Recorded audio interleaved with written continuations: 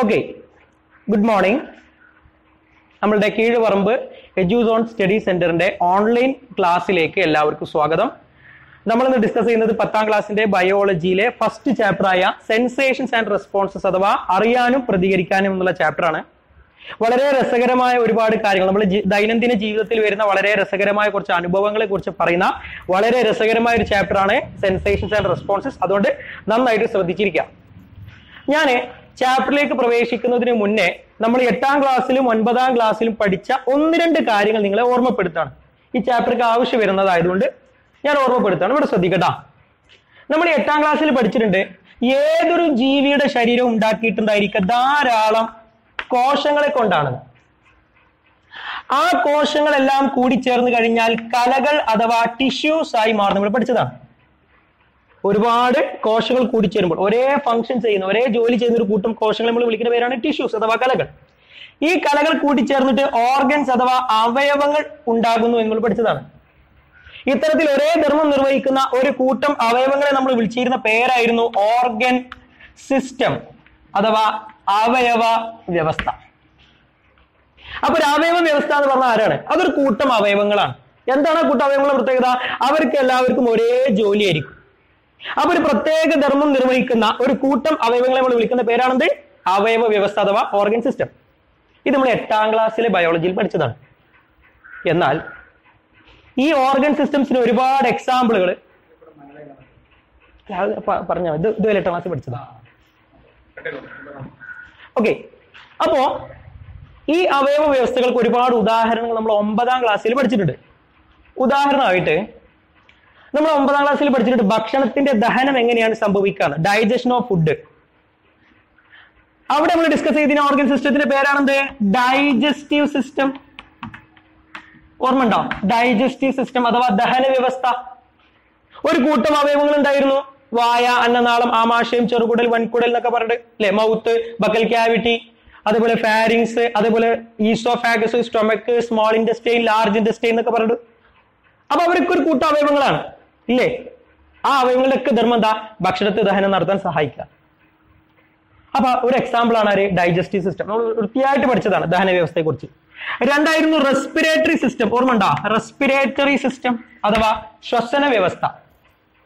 നമ്മളെ മൂക്ക്, നാസാഗഹ്വരം, അതെ ശ്വസനി, ശ്വസനിക, വായുവറ എന്നൊക്കെ പറഞ്ഞിട്ട് ഇല്ലേ? ഓർമ്മയില്ലേ? എക്സ്റ്റേണൽ നോസ്ട്രൽ അഥവാ നോസ്, അതേപോലെ നമ്മുടെ ഫാരിങ്സ്, അതേപോലെ ട്രക്കിയ, ഓക്കെ, ലങ്സ്, ആൽവിയോളെ ഒക്കെ പറയുന്ന ഒരു ഏരിയ. അപ്പൊ അവിടേക്ക് നമ്മളൊരു കൂട്ടാവയവങ്ങളാ പറയാം. അവരുടെ ധർമ്മം എന്താ? ശ്വസനത്തിന് സഹായിക്കുക അഥവാ റെസ്പിറേഷൻ സഹായിക്കുക. അതേപോലെ നമ്മൾ രക്തവും രക്തക്കുഴലുകളും ഹൃദയവും ഒക്കെ വരുന്ന ഒരു സർക്കുലേറ്ററി സിസ്റ്റത്തെ കുറിച്ച്, ബ്ലഡ് സർക്കുലേറ്ററി സിസ്റ്റം അഥവാ രക്തപര്യന വ്യവസ്ഥയെ കുറിച്ച് പഠിച്ചതാണ്. അതേപോലെ കിഡ്നിയും നെഫ്രോണുകളും മൂത്രവാഹിയും മൂത്രനാളിയും ഒക്കെ വരുന്ന ഒരു എക്സ്ക്രീറ്ററി സിസ്റ്റത്തെ കുറിച്ച് ഇല്ലേ? കിഡ്നി, നെഫ്രോൺസ് ഇല്ലേ? യൂറീറ്റർ, യൂറിനറി ബ്ലാഡർ ഒക്കെ വരുന്ന ഒരു എക്സ്ക്രീറ്ററി സിസ്റ്റത്തെ കുറിച്ചും പഠിച്ചതാണ്. അപ്പൊ അതേപോലെ ലോക്കോമോട്ടറി സിസ്റ്റം, ചലന വ്യവസ്ഥ, എല്ലുകളും പേശികളൊക്കെ വരുന്ന മസിൽസും ബോൺസും ഒക്കെ. അപ്പൊ ഇങ്ങനെ ഒരു കൂട്ടം അവയവ വ്യവസ്ഥകളെ കുറിച്ച് നമുക്ക് പരിചയമുണ്ട്. എന്നാൽ ഇത്രയും കാലമായിട്ട് നമുക്ക് പരിചയമില്ലാത്ത ഒരു പുതിയ അവയവ വ്യവസ്ഥ, ഒരു പുതിയ ഓർഗൻ സിസ്റ്റമാണ് നമ്മൾ ഈ ചാപ്റ്ററിൽ ഡിസ്കസ് ചെയ്യുന്നത്. ആ സിസ്റ്റത്തിന്റെ പേരാണ് നെർവസ് സിസ്റ്റം അഥവാ മലയാളത്തിൽ പറഞ്ഞാൽ നാഡീ വ്യവസ്ഥ. ആദ്യം മനസ്സിലാക്കാൻ നമ്മുടെ ബയോളജിയിലെ 1-2 ചാപ്റ്ററുകൾ ഒരൊറ്റ ടോപ്പിക്കാണ് ഡിസ്കസ് ചെയ്യുന്നത്. ലെങ്ത് കൂടുതലായതുകൊണ്ട് അത് കട്ട് ചെയ്ത് 2 ചാപ്റ്റർ ആക്കിയതാണ്. അപ്പൊ 1ാമത്തെയും 2ാമത്തെയും ചാപ്റ്ററിൽ നമുക്ക് ഡിസ്കസ് ചെയ്യാനുള്ള ഏക ടോപ്പിക്കിന്റെ പേരാണത് നാഡീ വ്യവസ്ഥ അഥവാ നെർവസ് സിസ്റ്റം. അപ്പൊ നെർവസ് സിസ്റ്റം ആരാണ്? ഒരു ഓർഗൻ സിസ്റ്റം ആണ്, ഒരു അവയവ വ്യവസ്ഥയാണ്. അപ്പൊ അതിൽ ആരുണ്ടായിരിക്കും? ഒരു കൂട്ടം അവയവങ്ങൾ ഉണ്ടായിരിക്കും. ആ അവയവങ്ങൾക്കെല്ലാം ഒരൊറ്റ ധർമ്മമായിരിക്കും. എന്താണ് ആ ധർമ്മം? അത് നമ്മൾ ഡിസ്കസ് ചെയ്യുന്നത് കേട്ടോ. അപ്പൊ ഫംഗ്ഷൻ ഓഫ് നെർവസ് സിസ്റ്റം അഥവാ നാഡീ വ്യവസ്ഥയുടെ ധർമ്മം ശ്രദ്ധിച്ചോളൂ കേട്ടോ. എന്തിനാണ് നാഡീ വ്യവസ്ഥ സഹായിക്കുന്നത്? ഡൈജസ്റ്റീവ് സിസ്റ്റം ഭക്ഷണം ദഹിക്കാണ്, ഇത് ശ്വസിക്കാണ്, ഇത് രക്തപര്യനം ചെയ്യാൻ, ഇത് വിസർജനം നടത്താൻ. അപ്പൊ ഇതോ എന്ന് നമുക്ക് പഠിക്കാനുള്ളത്. എന്താണ് ഇതിന്റെ ധർമ്മം എന്ന് ചോദിച്ചാലേ ഇവിടെ ശ്രദ്ധിക്കാം. ഇപ്പൊ ഞാൻ എന്നൊരു ജീവി, ഞാൻ ഈ പ്രകൃതിയിൽ ജീവിക്കുന്ന ഒരു ജീവിയാണല്ലോ, ആണ്. എന്റെ ചുറ്റുപാടിൽ ഒരുപാട് കാര്യങ്ങൾ സംഭവിക്കുന്നുണ്ടല്ലോ. കാറ്റടിക്കുന്നുണ്ട്, മഴ പെയ്യുന്നുണ്ട്, വെയിൽ വരുന്നുണ്ട്, വാഹനങ്ങൾ കടന്നു പോകുന്നതിന്റെ ശബ്ദമുണ്ട്, പൂക്കളുടെ ഗന്ധമുണ്ട്. ഇങ്ങനെ ഒരുപാട് സംഗതികൾ എന്റെ ചുറ്റുപാടിലും നടക്കുന്നുണ്ട്. ഈ നടക്കുന്ന എല്ലാ കാര്യങ്ങളെയും എനിക്ക് തിരിച്ചറിയിച്ച് നൽകുന്നത് നമ്മുടെ നാഡീവ്യവസ്ഥയാണ്. അപ്പൊ എന്നെ എല്ലാം അറിയാൻ സഹായിക്കുന്നത്, വാക്ക് ശരിക്കും ശ്രദ്ധിക്കുക, അറിയാൻ സെൻസ് ചെയ്യാൻ നമ്മളെ സഹായിക്കുന്ന സിസ്റ്റത്തിന്റെ പേരാണത് നെർവസ് സിസ്റ്റം. അപ്പൊ ഞാൻ കാണുന്നത്, കേൾക്കുന്നത്, മണക്കുന്നത് ഒക്കെ ആരുടെ സഹായത്തോടു കൂടിയാണ്? നാഡീവ്യവസ്ഥയുടെ സഹായത്തോടു കൂടിയാണ്. ഇനി കേട്ടാലോ അല്ലെ കണ്ടാലോ നമ്മൾ അതിനോട് പ്രതികരിക്കും, നമ്മളുടേതായ രീതിയിൽ പ്രതികരിക്കും. ആ പ്രതികരണം ഉണ്ടാക്കി തരുന്നതും അല്ലെ പ്രതികരിക്കാൻ സഹായിക്കുന്നതും നമ്മുടെ നാഡീവ്യവസ്ഥയാണ്. അപ്പൊ നാഡീവ്യവസ്ഥയുടെ ധർമ്മം എന്താണെന്ന് ചോദിച്ചു കഴിഞ്ഞാൽ അച്ചമലയാളത്തിൽ പറയാൻ പറ്റും, ഒരു ജീവിയുടെ ചുറ്റുപാടിൽ നടക്കുന്ന കാര്യങ്ങളെ അറിയാനും അവയോട് പ്രതികരിക്കാനും അദ്ദേഹത്തെ സഹായിക്കുക. ഒരു ജീവിയുടെ സറൗണ്ടിങ്സിൽ നടക്കുന്ന കാര്യങ്ങളെ സെൻസ് ചെയ്യാനും അവയോട് റെസ്പോണ്ട് ചെയ്യാനും അദ്ദേഹത്തെ സഹായിക്കുക എന്നുള്ളതാണ് നാഡീവ്യവസ്ഥയുടെ ധർമ്മം. അതാണ് ഈ ചാപ്റ്ററിന്റെ ഹെഡിങ് ആയി വന്നിട്ടുള്ളത്. അറിയുക, പ്രതികരിക്കുക, സെൻസ് ചെയ്യുക, റെസ്പോണ്ട് ചെയ്യുക. ഓക്കെ, ഒരു ബെസ്റ്റ് എക്സാമ്പിൾ പറഞ്ഞുതരാം. ഇപ്പോ നോമ്പുകാലാണല്ലോ. നോമ്പുകാലാകുമ്പോൾ നമ്മുടെ എല്ലാവരുടെയും വീട്ടിൽ വൈകുന്നേരം ആകുമ്പോൾ എന്തുണ്ടാക്കും? നമ്മളമ്മ നല്ല ടേസ്റ്റ് ഉള്ള കട്ട്ലറ്റ് ഉണ്ടാക്കുക. അപ്പൊ നമ്മുടെ വീട്ടിൽ എന്തുണ്ടാക്കുന്നു? ഒരു കട്ട്ലറ്റ് ഉണ്ടാക്കുക. നമ്മൾ ആരെങ്കിലും പണിക്ക് കൂടി കൊടുക്കുക? ഇല്ലല്ല. നമ്മൾ നമ്മുടെ റൂമിൽ പോയിട്ട് ഇങ്ങനെ മൊബൈലൊക്കെ എടുത്തിട്ട് വാട്സപ്പും ഫേസ്ബുക്കും ഇൻസ്റ്റാഗ്രാമും ട്വിറ്ററും ഒക്കെ ആയിട്ട് അങ്ങനെ സമയം ചെലവഴിക്കും. ഉമ്മ നല്ല കഷ്ടപ്പെട്ട് വീട്ടിലെ അടുക്കളയിൽ വിയർത്തൊലിച്ചിട്ട് കട്ട്ലറ്റ് ഉണ്ടാക്കും. നമ്മൾ തിന്നു സഹകരിച്ചു കൊടുക്കും. ഏതായാലും ശ്രദ്ധിക്കുക, ഉമ്മ അടുക്കളയിൽ ഈ കട്ട്ലറ്റ് ഉണ്ടാക്കുന്നത് ഞാൻ അറിയും. എങ്ങനെയൊക്കെ അറിയും? എനിക്ക് പലതരത്തിൽ അറിയാൻ പറ്റും. എങ്ങനെയൊക്കെ അറിയാം? ഒന്ന്, ഞാൻ എന്റെ റൂമിൽ നിന്ന് ഇങ്ങനെ ഏന്തി നോക്കും ഉമ്മാക്ക് എന്താ അവിടെ പണിയെന്ന്. അപ്പൊ ഉമ്മ എന്ത് ചെയ്യുന്നുണ്ട്? ആ മസാലയൊക്കെ കൂട്ടിയിട്ട് ഇങ്ങനെ കുഴച്ചിട്ട് ഇങ്ങനെ എന്താ ഷേപ്പിൽ ഇങ്ങനെ ആക്കണം. അപ്പൊ എനിക്ക് മനസ്സിലാവുന്നത് ഉമ്മ അവിടെ കട്ട്ലറ്റ് ഉണ്ടാക്കുകയാണ്. അപ്പൊ എനിക്ക് എന്ത് ചെയ്യാം? കട്ട്ലറ്റ് ഉണ്ടാക്കുന്നത് കണ്ടറിയാം. കണ്ടറിയാം. ഞാൻ കാണില്ല. അടുക്കള ഒരു സ്ഥലത്തും റൂം വേറെ സ്ഥലത്തുമാണ്, കാണുന്നില്ല. അപ്പൊ അറിയാൻ പറ്റുമോ? അറിയാൻ പറ്റും. എങ്ങനെ അറിയാം? ഉമ്മ കട്ട്ലറ്റ് ഒക്കെ ഇങ്ങനെ ഉണ്ടാക്കിയിട്ട് അത് ബ്രെഡ് ക്രംസിലൊക്കെ ഒന്ന് മുക്കി, പിന്നെ നമ്മളെ മുട്ടയിലൊക്കെ ഒന്ന് മുക്കി ഒന്നും ഇങ്ങനെ കഴിഞ്ഞിട്ട് ആ തിളച്ച എണ്ണയിൽ ഇങ്ങനെ ഇടുമ്പോണ്ടല്ല, ആ എണ്ണയിൽ ഒരു സൗണ്ട്, ഒരു ശബ്ദം ഇങ്ങനെ പുറത്തേക്ക് വരും. ആ ശബ്ദം ഞാൻ ഇങ്ങനെ കേട്ടു. അപ്പൊ എനിക്ക് മനസ്സിലായി ഉമ്മ എന്ത് ചെയ്യുന്നുണ്ട്? അടുക്കളയിൽ ഉണ്ടാക്കുന്നുണ്ട്. അപ്പൊ എനിക്ക് എന്ത് ചെയ്യാം? കണ്ടറിഞ്ഞില്ലേലും വേണ്ടിയില്ല, എനിക്ക് കേട്ടറിയാം. ഇനി അങ്ങനെ ഇല്ലെങ്കിലോ?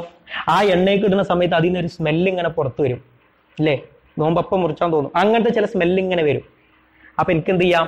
മണത്തറിയാം. ഇനി അങ്ങനെയല്ലെങ്കിലോ? ഞാൻ ഈ കണ്ടിട്ടില്ല, കേട്ടിട്ടില്ല, മണത്തിട്ടില്ല. നോമ്പ് തുറക്കാൻ നേരത്ത് ഈ സാധനം പൊട്ടിച്ച് നാവിൽ വെക്കുമ്പോൾ എന്തായാലും നമുക്ക് മനസ്സിലാവില്ല ഇത് കട്ട്ലറ്റ് ആണെന്ന്. അപ്പൊ രുചിച്ചിട്ടറിയാം. ഇനി അങ്ങനെ അറിയില്ലെങ്കിലോ? നമുക്ക് ഇങ്ങനെ കണ്ണോട്ടനാണെങ്കിൽ ഇങ്ങനെ ജസ്റ്റ് ഇങ്ങനെ തൊട്ട് നോക്കിയിട്ട് പറയും ഇത് കട്ട്ലറ്റ് ആണല്ലോ. അപ്പൊ 5 തരത്തിൽ അയാൾ കട്ട്ലറ്റ് ആണെന്ന് തിരിച്ചറിഞ്ഞു. എങ്ങനെയൊക്കെ തിരിച്ചറിഞ്ഞ്? 1 കണ്ട്, 2 കേട്ട്, മണത്ത്, രുചിച്ച്, സ്പർശിച്ച്. അപ്പൊ ഇതാണ് ഒരു കട്ട്ലറ്റിന്റെ അവസ്ഥയെങ്കിൽ നമ്മുടെ ചുറ്റുപാടിൽ ഇതുപോലെ എന്തൊക്കെ കാര്യങ്ങൾ നടക്കുന്നുണ്ട്, ഇതെല്ലാം ഇതിൽ ഏതെങ്കിലും ഒരു തരത്തിൽ നമുക്ക് അറിയാൻ പറ്റും. അതെല്ലാം അറിയിച്ചു തരുന്നത് ആരാണ്? നാഡീവ്യവസ്ഥയാണ്. 2, ഇത് നമ്മൾ അറിഞ്ഞു, നമ്മൾ എന്ത് ചെയ്യും? അതിനോട് പ്രതികരിക്കും, കടലിനോട് പ്രതികരിക്കും ഇല്ലേ? മാരകമായിട്ട് പ്രതികരിക്കും ഇല്ലേ? എന്തോ കാര്യം നമ്മളോട് കുറ്റം ചെയ്ത പോലെ നമ്മൾ അതിനോട് പ്രതികരിക്കും. സ്വാഭാവികം. അപ്പൊ ഈ കാര്യങ്ങളെല്ലാം നമുക്ക് ഉണ്ടാക്കി തരുന്ന സിസ്റ്റത്തിന്റെ പേരാണ് നാഡീ വ്യവസ്ഥ. അപ്പൊ ധർമ്മം കിട്ടി. ചുരുക്കി പറഞ്ഞ എങ്ങനെ പറയാ? ഡെഫിനേഷൻ ചോദിച്ചാൽ നിങ്ങൾ എന്താണ് ധർമ്മം ചോദിച്ചാൽ എന്താ പറയാ? ഒരു ജീവിയുടെ ചുറ്റുപാടിൽ നടക്കുന്ന കാര്യങ്ങളെ അറിയാനും അവയോട് പ്രതികരിക്കാനും സഹായിക്കുക. ഒരു ജീവിയുടെ സറൗണ്ടിങ്സിൽ നടക്കുന്ന കാര്യങ്ങളെ സെൻസ് ചെയ്യാനും അതിനോട് റെസ്പോണ്ട് ചെയ്യാനും ഹെൽപ്പ് ചെയ്യാം. റെഡി ആണല്ലോ? നെക്സ്റ്റ്, ഇതിൽ ആരൊക്കെ വരുന്നുണ്ട്? നാഡീ വ്യവസ്ഥയിൽ ആരൊക്കെയുണ്ട്? വ്യവസ്ഥയാണ്. അപ്പൊ അതിൽ ഒരു കൂട്ടം അവയവങ്ങൾ ഉണ്ടായിരിക്കും. ഏതൊക്കെയാണ് ആ കൂട്ടം അവയവങ്ങൾ? കേട്ടോളിട്ടാ, നമ്മളിങ്ങനെ ഇവിടെ എഴുതുകയാണ്. 4 ആളുകളാണ് നാഡീ വ്യവസ്ഥയിലുള്ളത്. ഒന്നാമത്തെ ആളുടെ പേരാണ് അഗ്രാഹി. എന്താ? ഗ്രാഹി. നമ്മൾ ഇംഗ്ലീഷിൽ എന്താ എഴുതുക? റിസെപ്റ്റർ എന്നാണ് പറയാ. ഇംഗ്ലീഷിൽ എന്താ പറയാ? റിസെപ്റ്റർ. അപ്പൊ ഒന്നാമത്തെ ആളാണ് ആര്? റിസെപ്റ്റേഴ്സ് അഥവാ ഗ്രാഹികൾ. രണ്ടാമത്തെ ആളാണ് നാഡികൾ. ഇംഗ്ലീഷിൽ പറയും നേഴ്സ്. മൂന്നാമത്തെ ആളാണ് അൽ മസ്തിഷ്കം. മസ്തിഷ്കം അഥവാ ബ്രെയിൻ. ഏറ്റവും അവസാനത്തെ ആളുടെ പേരാണ് സുഷുമ്ന. ആരാണ്? സുഷുമ്ന. ഇംഗ്ലീഷിൽ പറയുന്നത് സ്പൈനൽ കോഡ്. ഇംഗ്ലീഷിൽ പറയും സ്പൈനൽ കോഡ്. അപ്പൊ പാർട്സ് ഓഫ് നെർവസ് സിസ്റ്റം ചോദിച്ചാൽ പറയാ receptors, nerves, brain, spinal cord. അഥവാ നാഡീവ്യൂഹ ഭാഗങ്ങൾ ആരൊക്കെ ചോദിച്ചാൽ ഗ്രാഹികൾ, നാഡികൾ, മസ്തിഷ്കം, സുഷുമ്ന. നമ്മൾ വരാൻ പോകുന്ന ഈ 2 ചാപ്റ്ററിൽ ഈ 4 ആളുകളെ കുറിച്ചാണ് പഠിക്കുന്നത്. 4 ആളുകളെ കുറിച്ച് പഠിക്കുന്നതോടുകൂടി ആ 2 ചാപ്റ്റർ തീരും. കടൽ പോലെ പരന്ന് കിടക്കുന്ന ഈ 2 ചാപ്റ്റർ തീരും. അപ്പൊ നമുക്ക് ആകെ ഡിസ്കസ് ചെയ്യാനുള്ളത് ഈ 4 ആളുകളെ കുറിച്ച് മാത്രമാണ്. അപ്പൊ ഇതിൽ നമുക്ക് ആദ്യം ഡിസ്കസ് ചെയ്യുന്ന ആളാണ് ആര്? ഗ്രാഹികൾ. ആരാണ് ഗ്രാഹികൾ? ആരാണ് ഗ്രാഹികൾ? ഇതുവരെ കേട്ടിട്ടില്ലല്ലോ, ഉണ്ടാവാൻ വഴിയില്ല. ഞാൻ പറഞ്ഞു ഇതുവരെ നമുക്ക് പരിചയമില്ലാത്ത കുറച്ച് ടേംസ്, കുറച്ച് വാക്കുകളും കാര്യങ്ങളൊക്കെയാണ് നമുക്ക് ഇവിടെ പഠിക്കാനുള്ളത്. എന്നാലോ വളരെ രസകരമായിട്ട് സിമ്പിൾ ആയിട്ട് പഠിക്കാവുന്ന കാര്യങ്ങളുമാണ്. ശ്രദ്ധിച്ചോളി, ആരാണ് ഗ്രാഹികൾ അഥവാ റിസപ്റ്റേഴ്സ് എന്ന് നമ്മൾ പഠിക്കാൻ പോണത് കേട്ടോ. റിസപ്റ്റേഴ്സിലേക്ക് കടക്കുന്നതിന് മുന്നേ നമ്മൾ അടിയന്തരമായിട്ട് അറിഞ്ഞിരിക്കേണ്ട ഒരു വാക്കാണ് അൽ ഉദ്ദീപനം. ഇംഗ്ലീഷിൽ പറയും സ്റ്റിമുലസ്. നമ്മൾ എപ്പോഴും അതിന്റെ പ്ലൂറൽ വാക്കാണ് ഉപയോഗിക്കുക. അപ്പൊ സ്റ്റിമുലൈ, ഉദ്ദീപനം അഥവാ സ്റ്റിമുലൈ. എന്താ ഈ സ്റ്റിമുലൈ അഥവാ ഉദ്ദീപനം എന്ന് പറഞ്ഞാല്? കേട്ടോളി, നമ്മുടെ ആദ്യത്തെ കട്ട്ലറ്റിന്റെ ഉദാഹരണം എടുക്കുക. ഞാൻ എങ്ങനെ കട്ട്ലറ്റ് ഉണ്ടാക്കണം അറിഞ്ഞു? 5 തരത്തിൽ അറിഞ്ഞു. അതിൽ 1ാമത്തെ ഉദാഹരണം മാത്രം ഞാൻ എടുക്കുകയാണ്. ഞാൻ കട്ട്ലറ്റ് കണ്ടറിയുന്നു. കണ്ടറിയുന്ന സമയത്ത് എന്താ സംഭവിക്കുന്നതെന്ന് അറിയോ? നമ്മൾ പഠിച്ചിട്ടുണ്ട് എങ്ങനെയാണ് കാണുന്നത്. ഫിസിക്സിൽ പഠിച്ചിട്ടുണ്ട് എന്താ?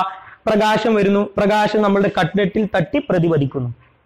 ആ പ്രതിപദിച്ച പ്രകാശം, ആ റിഫ്ലക്റ്റഡ് ലൈറ്റ് നേരെ എന്റെ കണ്ണിനുള്ളിൽ കയറുന്നു. അപ്പൊ എനിക്ക് കാഴ്ച ഉണ്ടാവുന്നു. അപ്പൊ കണ്ണിലേക്ക് അങ്ങനെ ഒരു കയറുന്ന സമയത്തെ ഞാൻ കാണുമ്പോ ആ പ്രകാശം ഒന്ന് എന്റെ കണ്ണിൽ തട്ടുന്നുണ്ടല്ലോ. അതുകൊണ്ടല്ലേ ഞാൻ കണ്ടത്. അപ്പം ഞാൻ കാണാൻ കാരണം എന്താ? ആ പ്രതിപദിച്ച പ്രകാശം എന്റെ കണ്ണിൽ പതിച്ചതല്ലേ. ആ പ്രതിപദിച്ച പ്രകാശത്തെ ഞാൻ വിളിക്കുന്ന പേരാണെന്ത്? ഉദ്ദീപനം. ഞാൻ കട്ടിലുണ്ടാക്കണ കേട്ടില്ലേ? എങ്ങനെ കേട്ടത്? ആ എണ്ണയിലിടുന്ന സമയത്ത് അതിൽ നിന്ന് പുറത്തു വന്ന ആ ശബ്ദം ആ വായുവിൽ കലർന്ന് ആ വായു നേരെ എന്റെ ചെവിന്റെ ഉള്ളിൽ കയറി. അപ്പൊ ചെവിന്റെ ഉള്ളിൽ നിന്നാണ് ഞാനത് കേട്ടത്. അതിന് കാരണം എന്താ? അതിനുള്ള ആ ശബ്ദം എന്റെ ചെവിന്റെ ഉള്ളിൽ കയറിയതാണ്. അപ്പൊ ആ ശബ്ദത്തെ ഞാൻ വിളിക്കുന്ന പേരാണെന്ത്? ഉദ്ദീപനം.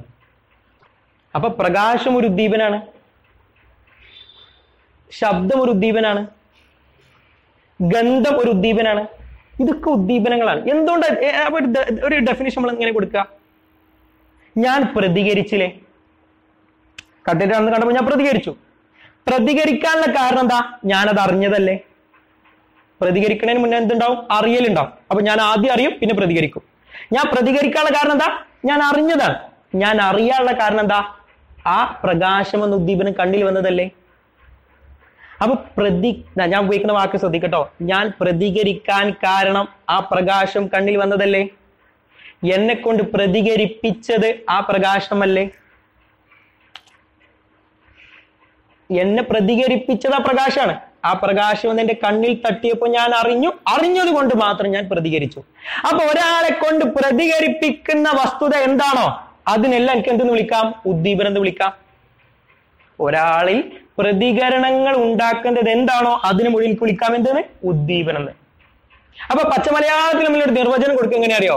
പ്രതികരണങ്ങൾക്ക് കാരണമാകുന്ന പ്രേരണയാണ് ഉദ്ദീപനം എന്ന് പറയുന്നത്. എങ്ങനെ പ്രതികരണങ്ങൾക്ക് കാരണമാകുന്ന പ്രേരണ എന്ന് പറഞ്ഞാൽ എന്താ? ഒരാളെ പ്രതികരിപ്പിക്കാൻ പ്രേരിപ്പിക്കുന്ന സാധനം. സിമ്പിളായിട്ട് ഞാൻ പറഞ്ഞ, ഒരാളിന്റെ മുഖത്തടിച്ചു. അപ്പൊ ഞാൻ നോക്കിക്കോ, ഇല്ല ഞാൻ തിരിച്ചു നല്ലൊന്ന് കൊടുത്തു. അപ്പൊ എന്നെ അടിച്ചു. ആ അടിച്ചത് ഞാൻ അറിഞ്ഞു. എങ്ങനെ? അയാളുടെ കൈ എന്റെ മുഖത്തൊന്ന് പതിച്ചു.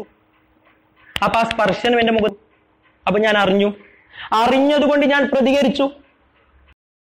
ഞാൻ പ്രതികരിക്കാൻ കാരണം എന്താ? അത് ആദ്യം ഞാൻ അറിഞ്ഞതല്ലേ.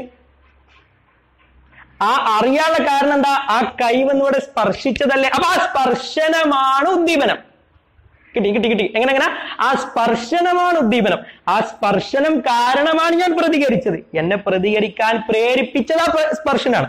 അപ്പോ ആ കാര്യത്തെ ഞാൻ വിളിക്കുന്ന പേരാണെന്ത്? ഉദ്ദീപനം. മലയാളത്തിൽ പറയുന്ന പ്രതികരണങ്ങൾക്ക് കാരണമാകുന്ന പ്രേരണ. ഇംഗ്ലീഷിൽ പറയാ സംതിങ്, അതൊരു വസ്തുത. എന്തോ something. Evoque responses. Response Evoque ചെയ്യുന്ന, ഉണ്ടാക്കുന്ന ആള്. പ്രതികരണങ്ങളെ ഉണ്ടാക്കുന്ന സാധനം.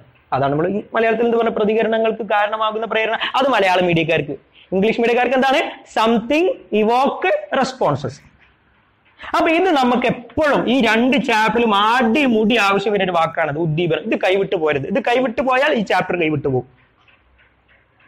റെഡിയാണോ? അപ്പൊ ഇതുവരെ നമ്മൾ എന്താ പഠിച്ചേ? ആദ്യം നാഡീവ്യവസ്ഥ ആരാന്ന് പഠിച്ചു, അതിന്റെ ധർമ്മങ്ങൾ നോക്കി, അതിന്റെ ഭാഗങ്ങൾ നോക്കി. അതിന്റെ ആദ്യത്തെ ഭാഗമായിരുന്നു ഗ്രാഹി. അപ്പൊ ഗ്രാഹിയിലേക്ക് എത്താനുള്ള ആദ്യത്തെ വാക്കായ ഉദ്ദീപനവും ഞാൻ പഠിച്ചു. റെഡി? ഇനി നമ്മൾ നോക്കണം ആരാണ് ഗ്രാഹി. ആരാ ഗ്രാഹി? ശ്രദ്ധിച്ചോളൂ. അപ്പൊ എന്റെ ശരീരത്തിൽ ആര് വരികയാണ്? ഉദ്ദീപനം വരികയാണ്. നമ്മൾ കട്ട്ലറ്റിനെ എടുത്തു കഴിഞ്ഞാൽ ആദ്യം പ്രകാശം എന്ന രൂപത്തിൽ ഉദ്ദീപനം വന്നു. ആ ഉദ്ദീപനം എന്റെ കണ്ണിലേക്ക് വന്നു. വന്ന സമയത്ത് ആ ഉദ്ദീപനത്തെ സ്വീകരിക്കാൻ ഒരു പ്രത്യേക തരം കോശം അവിടെ ഉണ്ട്. ഓരുടെ ജോലി എന്താ? ശരീരത്തിലേക്ക് ഉദ്ദീപനം വന്നാൽ പലതരത്തിൽ ഉദ്ദീപനം വരാം. പ്രകാശ രൂപത്തിലാവാം, ശബ്ദരൂപത്തിലാവാം, സ്പർശരൂപത്തിലോ, മണരൂപത്തിലോ, രുചി രൂപത്തിലോ, മർദ്ദ രൂപത്തിലോ, ചൂട് രൂപത്തിലോ, തണുപ്പ് രൂപത്തിലോ, എക്സെട്ര എങ്ങനെയും വരാം. എങ്ങനെങ്കിലുമായിട്ട് ഉദ്ദീപനം ശരീരത്തിലേക്ക് വന്നാൽ അതിനെ സ്വീകരിക്കാം.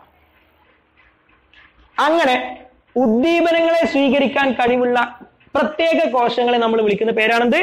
ഗ്രാഹികൾ. അപ്പൊ ആരാ ഗ്രാഹി? ഉദ്ദീപനങ്ങൾ സ്വീകരിക്കുന്ന പ്രത്യേക കോശങ്ങളെ നമ്മൾ വിളിക്കുന്ന പേരാണെന്ത്?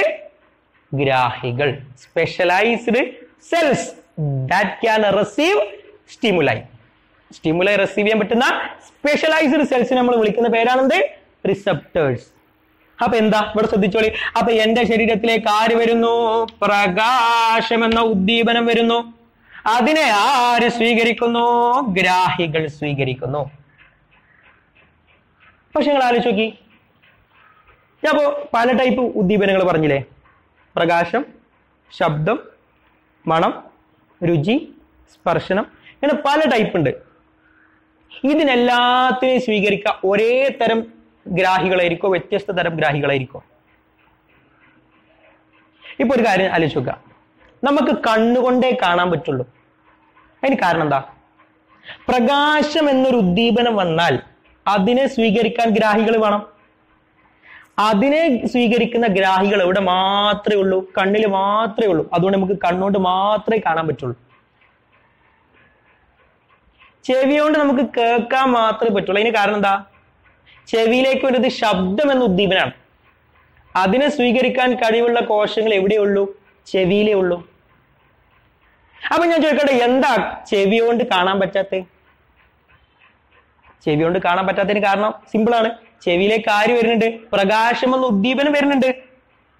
പക്ഷെ അതിനെ സ്വീകരിക്കാനുള്ള ഗ്രാഹികൾ എവിടെ ഇല്ല? ചെവിയിലില്ല. അതുകൊണ്ട് ചെവി കൊണ്ട് കാണാൻ പറ്റില്ല, കേൾക്കാനേ പറ്റുള്ളൂ. അപ്പൊ മനസ്സിലായി, ഓരോ തരം ഉദ്ദീപനങ്ങളെ സ്വീകരിക്കാനും ഓരോ തരം ഗ്രാഹികളുണ്ട്. ഓരോ തരം ഉദ്ദീപനങ്ങളെ സ്വീകരിക്കാനും ഓരോ തരം ഗ്രാഹികളുണ്ട്. ഇതെല്ലാം ഓരോരുത്താണോ കാണുന്നത്? അല്ലല്ല. ഇതെല്ലാം വ്യത്യസ്തങ്ങളായ ശരീരഭാഗങ്ങളിലാണ് കാണുന്നത്. പ്രകാശം സ്വീകരിക്കുന്ന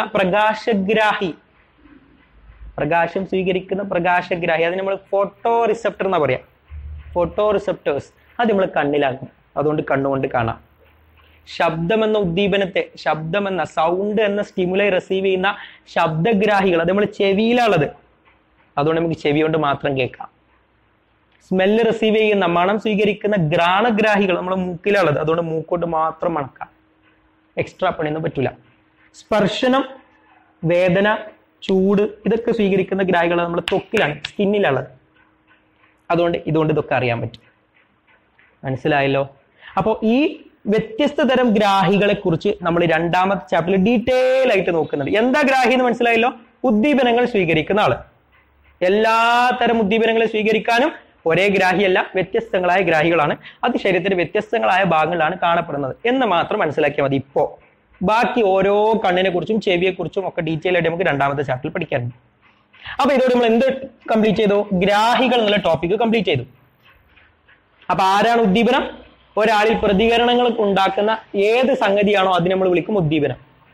അത് സ്വീകരിക്കുന്ന പ്രത്യേക കോശങ്ങളെ വിളിക്കുന്ന പേരാണെന്ത്? ഗ്രാഹികൾ. റെഡിയാണല്ലോ? അപ്പൊ ഗ്രാഹി ഓക്കെ. ഇനി 2ാമത്തെ ഭാഗം ആരാ? നാഡികൾ. അഥവാ nerves. ആരാ nerves? ആരാ നാഡികൾ? നോക്കുക. നാഡികളിലേക്ക് കടക്കുന്നതിന് മുന്നേ വേറൊരു വാക്ക് പഠിക്കാനുണ്ട്.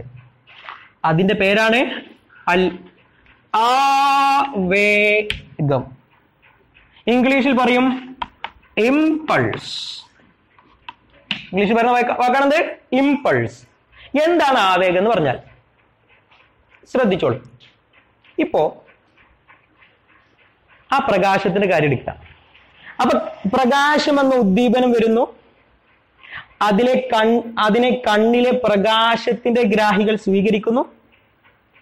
ഇനി എന്താണ് സംഭവിക്കുന്നത്? ബാക്കി പറയാം. വേറെ എക്സാമ്പിൾ പറയാം, ഒന്നുകൂടി മനസ്സിലാവും. വേറെ എക്സാമ്പിൾ ഞാൻ പറയാം. ഇപ്പൊ ഞാൻ നടന്നു പോണ സമയത്ത് എന്റെ കാലൊരു ആണി കുത്തുന്നു. എന്ത് കുത്തുന്നു? ആണി കുത്തുന്നു. അപ്പൊ ആണിന്റെ കുത്തലുണ്ടല്ലോ, അതൊരു സ്പർശനാണല്ലോ. അപ്പൊ ആ സ്പർശനം എന്ന ഉദ്ദീപനം വരുന്നു. അതിന് എന്റെ കാലില് ആരുണ്ട്? ഗ്രാഹികളുണ്ട്. ഏതിന്റെ കാലിലാരുണ്ട്? ത്വക്കുണ്ട്, തൊലിയുണ്ട്. ആ തൊലിയിൽ ആരുണ്ട്? സ്പർശനത്തിന്റെ ഗ്രാഹിയുണ്ട്. ആ സ്പർശനത്തിന്റെ ഗ്രാഹി ഇങ്ങോട്ട് സ്വീകരിക്കുന്നു. ഉദ്ദീപനം വന്നു, അതിനെ നമ്മളെ ഗ്രാഹി സ്വീകരിച്ചു. എവിടുത്തെ ഗ്രാഹി? കാലുമത്തെ ഗ്രാഹി. പക്ഷെ ഇപ്പൊ ആണി കുത്തി നീ അറിഞ്ഞോ? ഇല്ല. കാരണം എന്താ? ആണി കുത്തി എന്ന് എനിക്ക് അറിയിച്ചു തരേണ്ടത് എന്റെ തലച്ചോറാണ്. കുത്തിയത് ആണിയാണെന്നും നല്ല മൂർച്ചുള്ള ആണിയാണെന്നും അത് കുത്തി കഴിഞ്ഞാൽ പോയിസം കയറുന്നൊക്കെ ഉള്ള ചിന്തയൊക്കെ ഉണ്ടാവും എന്റെ തലച്ചോറിലാണ്. അപ്പൊ കാലിൽ സംഭവിച്ച കാര്യം ആരറിയണം? തലച്ചോറ് അറിയണം. പക്ഷെ പ്രശ്നം എന്താ? രണ്ടാൾ എടുത്തെടുത്താണോ? കാലിന്റെ എവിടെയാണ്? തലച്ചോറ് തലയിലാണ്. അപ്പൊ എന്തേ പറ്റിയെന്ന് ചോദിച്ചാൽ തലച്ചോറ് കാൽമക്ക് ഇറങ്ങി വരുമോ? ഇല്ലല്ലല്ല. കാക്ക അത് പറ്റിയവരുടെ കാല് തലച്ചോറെടുത്ത് അങ്ങോട്ട് പോവോ? അതുമില്ല. തലച്ചോറ് ഇവിടെ ഇരിക്കും, കാല് ഇവിടെ ഇരിക്കും. അപ്പൊ പിന്നെ എങ്ങനെ കാലിൽ നടന്ന സംഭവം നമ്മളെ തലച്ചോറ് അറിയും? അറിയുന്നത് കേട്ടോളി. ഇതാണ് നമ്മുടെ കാല്. ഇതിലൊരാണി കുത്തി. എന്ത് കുത്തി? ആണി കുത്തി. ആണി കുത്തിയാൽ ആ ഉദ്ദീപനം വന്നു, അതിനെ കാലിലെ ആ ഗ്രാഹികൾ സ്വീകരിച്ചു. എന്നിട്ട് അതിനെ സ്വീകരിച്ചു. ഇപ്പൊ അവിടെ ഇങ്ങനെ ഉണ്ട്. അതിന് തലച്ചോറിലേക്ക് പറഞ്ഞയക്കണം. തലച്ചോറിലേക്ക് ഇങ്ങനെ കൊണ്ടുപോകുന്ന വഴി, ആ വഴികളെ നമ്മൾ വിളിക്കുന്ന പേരാണ് നാഡികൾ. നമ്മുടെ ശരീരത്തിലൂടെ ആകെ പടർന്ന് പന്തലിച്ച് കിടക്കുന്ന നിറച്ച് കേബിളുകളുണ്ട്. ഒരു നെറ്റ്വർക്ക് സിസ്റ്റം ഉണ്ട്. ഇപ്പൊ നമ്മൾ വീട്ടിൽ വയറിംഗ് ഒക്കെ ചെയ്യൂല, അപ്പൊ കണ്ടില്ല നിറച്ച് വയറും ഓരോ ബാത്റൂമിന് പോകണം, ഓരോ റൂമുക്കും ഓരോ വയർ ഇങ്ങനെ ഉണ്ടാവും. അതെല്ലാം വരെ എവിടെയാ? നമ്മൾ മീറ്റർ ബോക്സിലേക്കാണ്, അല്ലെങ്കിൽ നമ്മുടെ കൺട്രോൾ പാനലിലേക്കാണ്. ആ കൺട്രോൾ പാനലിന്റെ പേരാണെന്ത്? തലച്ചോറ്. അവിടുന്നാണ് എല്ലായിടത്തുള്ള സപ്ലൈ. ഇതേപോലെ ആ വയറിംഗ് പോലെ നമ്മുടെ ശരീരത്തിലൂടെ ആകെ ഒരു വയറിംഗ് ഉണ്ട്. ആ വയറിംഗ് നമ്മൾ വിളിക്കുന്ന പേരാണെന്ത്? നാഡികൾ. അത് എവിടുന്നുണ്ട്? കാലുമെന്ന് തലയ്ക്കുണ്ട്. അപ്പൊ അതിമ കൂടെ അങ്ങോട്ട് കൊണ്ടുപോകും. എന്തിനെ? നമ്മളെ ഈ ആണി കുത്തി എന്നുള്ള വിവരം. എവിടുന്ന്? കാലുമെന്ന്. എവിടുക്ക്? തലച്ചോർക്ക്. അപ്പൊ കൊണ്ടുപോകാനുള്ള വയറിനെ നമ്മൾ വിളിക്കുന്ന പേരാണെന്ത്? നാഡികൾ. പക്ഷെ എങ്ങനെ കൊണ്ടുപോകും? ആണി കുത്തിയുടെ ആണി കൊണ്ടാണ് പോവാ? അല്ലെ ആണി ആയിട്ടാണ് പോവാ? അതൊരു ഒച്ച ആയിട്ടാണ് പോവാ? ഒരു ലൈറ്റ് ആയിട്ടാണ് പോവാ? ഏത് രൂപത്തിലാ പോവാ? എന്നാൽ മനസ്സിലാക്കിക്കോളൂ, ഏത് രൂപത്തിലാ പോവാ? ഒരു വൈദ്യുത ചാർജ് രൂപത്തിലാണ് പോവാ. ഏത് രൂപത്തിലാ പോവാ? ഒരു വൈദ്യുത ചാർജ് രൂപത്തിൽ. നമ്മളുടെ ഏതില്? നമ്മുടെ വയറിംഗ് നടത്തി കഴിഞ്ഞാൽ അതിലൂടെ കറണ്ട് അല്ലേ പോണത്? ആ കരണ്ട് പോലെ ഒരു പ്രത്യേക കരണ്ട് രൂപത്തിലാണ് എന്തിനേയും കൊണ്ടുപോകണത്? ഈ സംഭവത്തെയും കൊണ്ടുപോകണത്. ആ കരണ്ടിനെ നമ്മൾ വിളിക്കുന്ന പേരാണെന്ത്? ആവേഗം. റെഡിയാണോ? അപ്പം ഉദ്ദീപനങ്ങൾക്ക് എന്താ സംഭവിക്കുന്നത് കേട്ടോളി. നമ്മളെ ശരീരത്തിലേക്ക് ഒരു ഉദ്ദീപനം വന്നാൽ ആ ഉദ്ദീപനത്തെ ആര് സ്വീകരിക്കുന്നു? ഗ്രാഹി സ്വീകരിക്കുന്നു. എന്നിട്ട് ഗ്രാഹി അതിനെ എന്താക്കി മാറ്റുന്നു? ആവേഗം എന്ന പ്രത്യേക വൈദ്യുത ചാർജുകളാക്കിയിട്ട്, ഇലക്ട്രിക് കറണ്ട് ആക്കിയിട്ട് മാറ്റുന്നു. ആ വൈദ്യുത ചാർജുകൾ നേരതാ നമ്മുടെ നാഡികളിലൂടെ പ്രസരണം ചെയ്യപ്പെടുന്നു, ട്രാൻസ്മിറ്റ് ചെയ്യുന്നു. എന്നിട്ട് അത് നേരെ എത്തേണ്ട സ്ഥലത്ത് തലച്ചോറിലാണെങ്കിൽ അങ്ങോട്ട് എത്തുന്നു. അപ്പോഴാണ് നമ്മൾ ആ സംഗതി അറിയാം. മനസ്സിലായോ? അപ്പം ഇവിടെ രണ്ടാൾക്കാരുടെ കാര്യം നമ്മൾ പറഞ്ഞു. ഒന്ന് ആവേഗത്തിന്റെ. എന്താ ആവേഗത്തിന്റെ കാര്യം? ഈ ആവേഗം ഉണ്ടാക്കുന്നത് ആരാ ഉണ്ടാക്കുക? ഗ്രാഹി ഉണ്ടാക്കുക. എന്തിനനുസരിച്ച്? വന്ന ഉദ്ദീപനത്തിനനുസരിച്ച്. അപ്പൊ ഉദ്ദീപനത്തെ എന്താക്കി മാറ്റുന്നു? ആവേഗം എന്ന വൈദ്യുത ചാർജ് ആക്കി മാറ്റുന്നു. അതാണ് യഥാർത്ഥത്തിൽ ആരുടെ പണി? ഗ്രാഹികളുടെ പണി. അപ്പൊ ഗ്രാഹിന്റെ പണി എന്താണെന്ന് ചോദിച്ചാൽ സിമ്പിൾ ആയിട്ട് ആലോചിച്ചാൽ മതി. ഞാനാണ് ഗ്രാഹിയെങ്കിൽ എന്നിലേക്ക് ആരാ വരുന്നത്? ഉദ്ദീപനം. അതിനെ ഞാൻ സ്വീകരിച്ചിട്ട് നേരെ എന്താക്കി മാറ്റുന്നു? ആവേഗം എന്ന വൈദ്യുത ചാർജുകളാക്കി മാറ്റുന്നു. എന്നിട്ട് ആർക്ക് കൈമാറുന്നു? നാഡികളിലേക്ക് കൈമാറുന്നു. നാഡികൾ അതിനെ നേരെ തലച്ചോറിലേക്കോ സുഷുമ്നയുണ്ട് കേട്ടോ എത്തേണ്ട ഭാഗങ്ങളിലേക്ക് എത്തിക്കും. മനസ്സിലായല്ലോ? അപ്പൊ ഇത്തരത്തിലാണ് എന്റെ ശരീരം പ്രവർത്തിക്കുന്നത്. Got it. അടുത്തൊരു എക്സാമ്പിൾ പറഞ്ഞാൽ ഒരു പാത്രം, ഞാനൊരു ചൂടുള്ള പാത്രത്തിൽ അറിയാതെ തൊടുകയാണ്. അത് എങ്ങനെ ഞാൻ അറിയണ കേട്ടോല്ലോ, ഭയങ്കര രസകരമായ മെക്കാനിസം. പാത്രം നല്ല ചൂടുണ്ട്, ഞാൻ അതിൽ പോയി തൊടുന്നു. തൊടുന്ന സമയത്ത് ആ പാത്രത്തിൽ നിന്ന് ചൂട് എന്ന ഉദ്ദീപനം മനസ്സിലാക്കുക, ചൂട് എന്ന ഉദ്ദീപനം വരുന്നു. അത് നേരെ എൻ്റെ കയ്യിലെ തൊലി ഉണ്ടല്ലോ, തൊലിയിൽ ആരുണ്ട്? ചൂടിന്റെ ഗ്രാഹികളുണ്ട്. ആ ചൂടിന്റെ ഗ്രാഹി സ്വീകരിക്കും. എന്നിട്ട് അതിനെന്താക്കും? ആവേഗം എന്ന മെസ്സേജ് ഒരു പ്രത്യേക മെസ്സേജ് ആക്കി മാറ്റും. ആ മെസ്സേജ് ഏത് രൂപത്തിലാണ്? വൈദ്യുത ചാർജ് രൂപത്തിലാണ്. ആ മെസ്സേജിൽ എന്താ ഉള്ളത്? പൊള്ളിക്കിട്ടോ എന്ന്, അല്ലെങ്കിൽ ചൂടുണ്ടിട്ടോ എന്നൊരു മെസ്സേജ്. ആ മെസ്സേജ് ഇതാ, ആ മെസ്സേജിന്റെ പേരാണത് ആവേഗം. ആ ആവേഗം എന്നുള്ള മെസ്സേജ് നേരെ എന്റെ നാടി കൂടെ ഇങ്ങനെ പോകും. ചൂടുണ്ടിട്ടോ എന്നിങ്ങനെ പോയിട്ട് നേരെ എന്റെ തലച്ചോറിലെത്തും. അപ്പൊ തലച്ചോറ് പറയും ചൂടുണ്ട്, കൈ പൊള്ളുന്നുണ്ട്, കൈ നന്നായിട്ട് പൊള്ളുന്നുണ്ട്, കൈ പെട്ടെന്ന് പിൻവലിച്ചില്ലെങ്കിൽ കൈ അൽഫാമാവും. അതുകൊണ്ട് കൈ വലിച്ചോ എന്ന പ്രതികരണം ആരുണ്ടാക്കി തരും? തലച്ചോറ് ഉണ്ടാക്കി തരും. അപ്പൊ തലച്ചോറ് പരിപാടി എന്താ?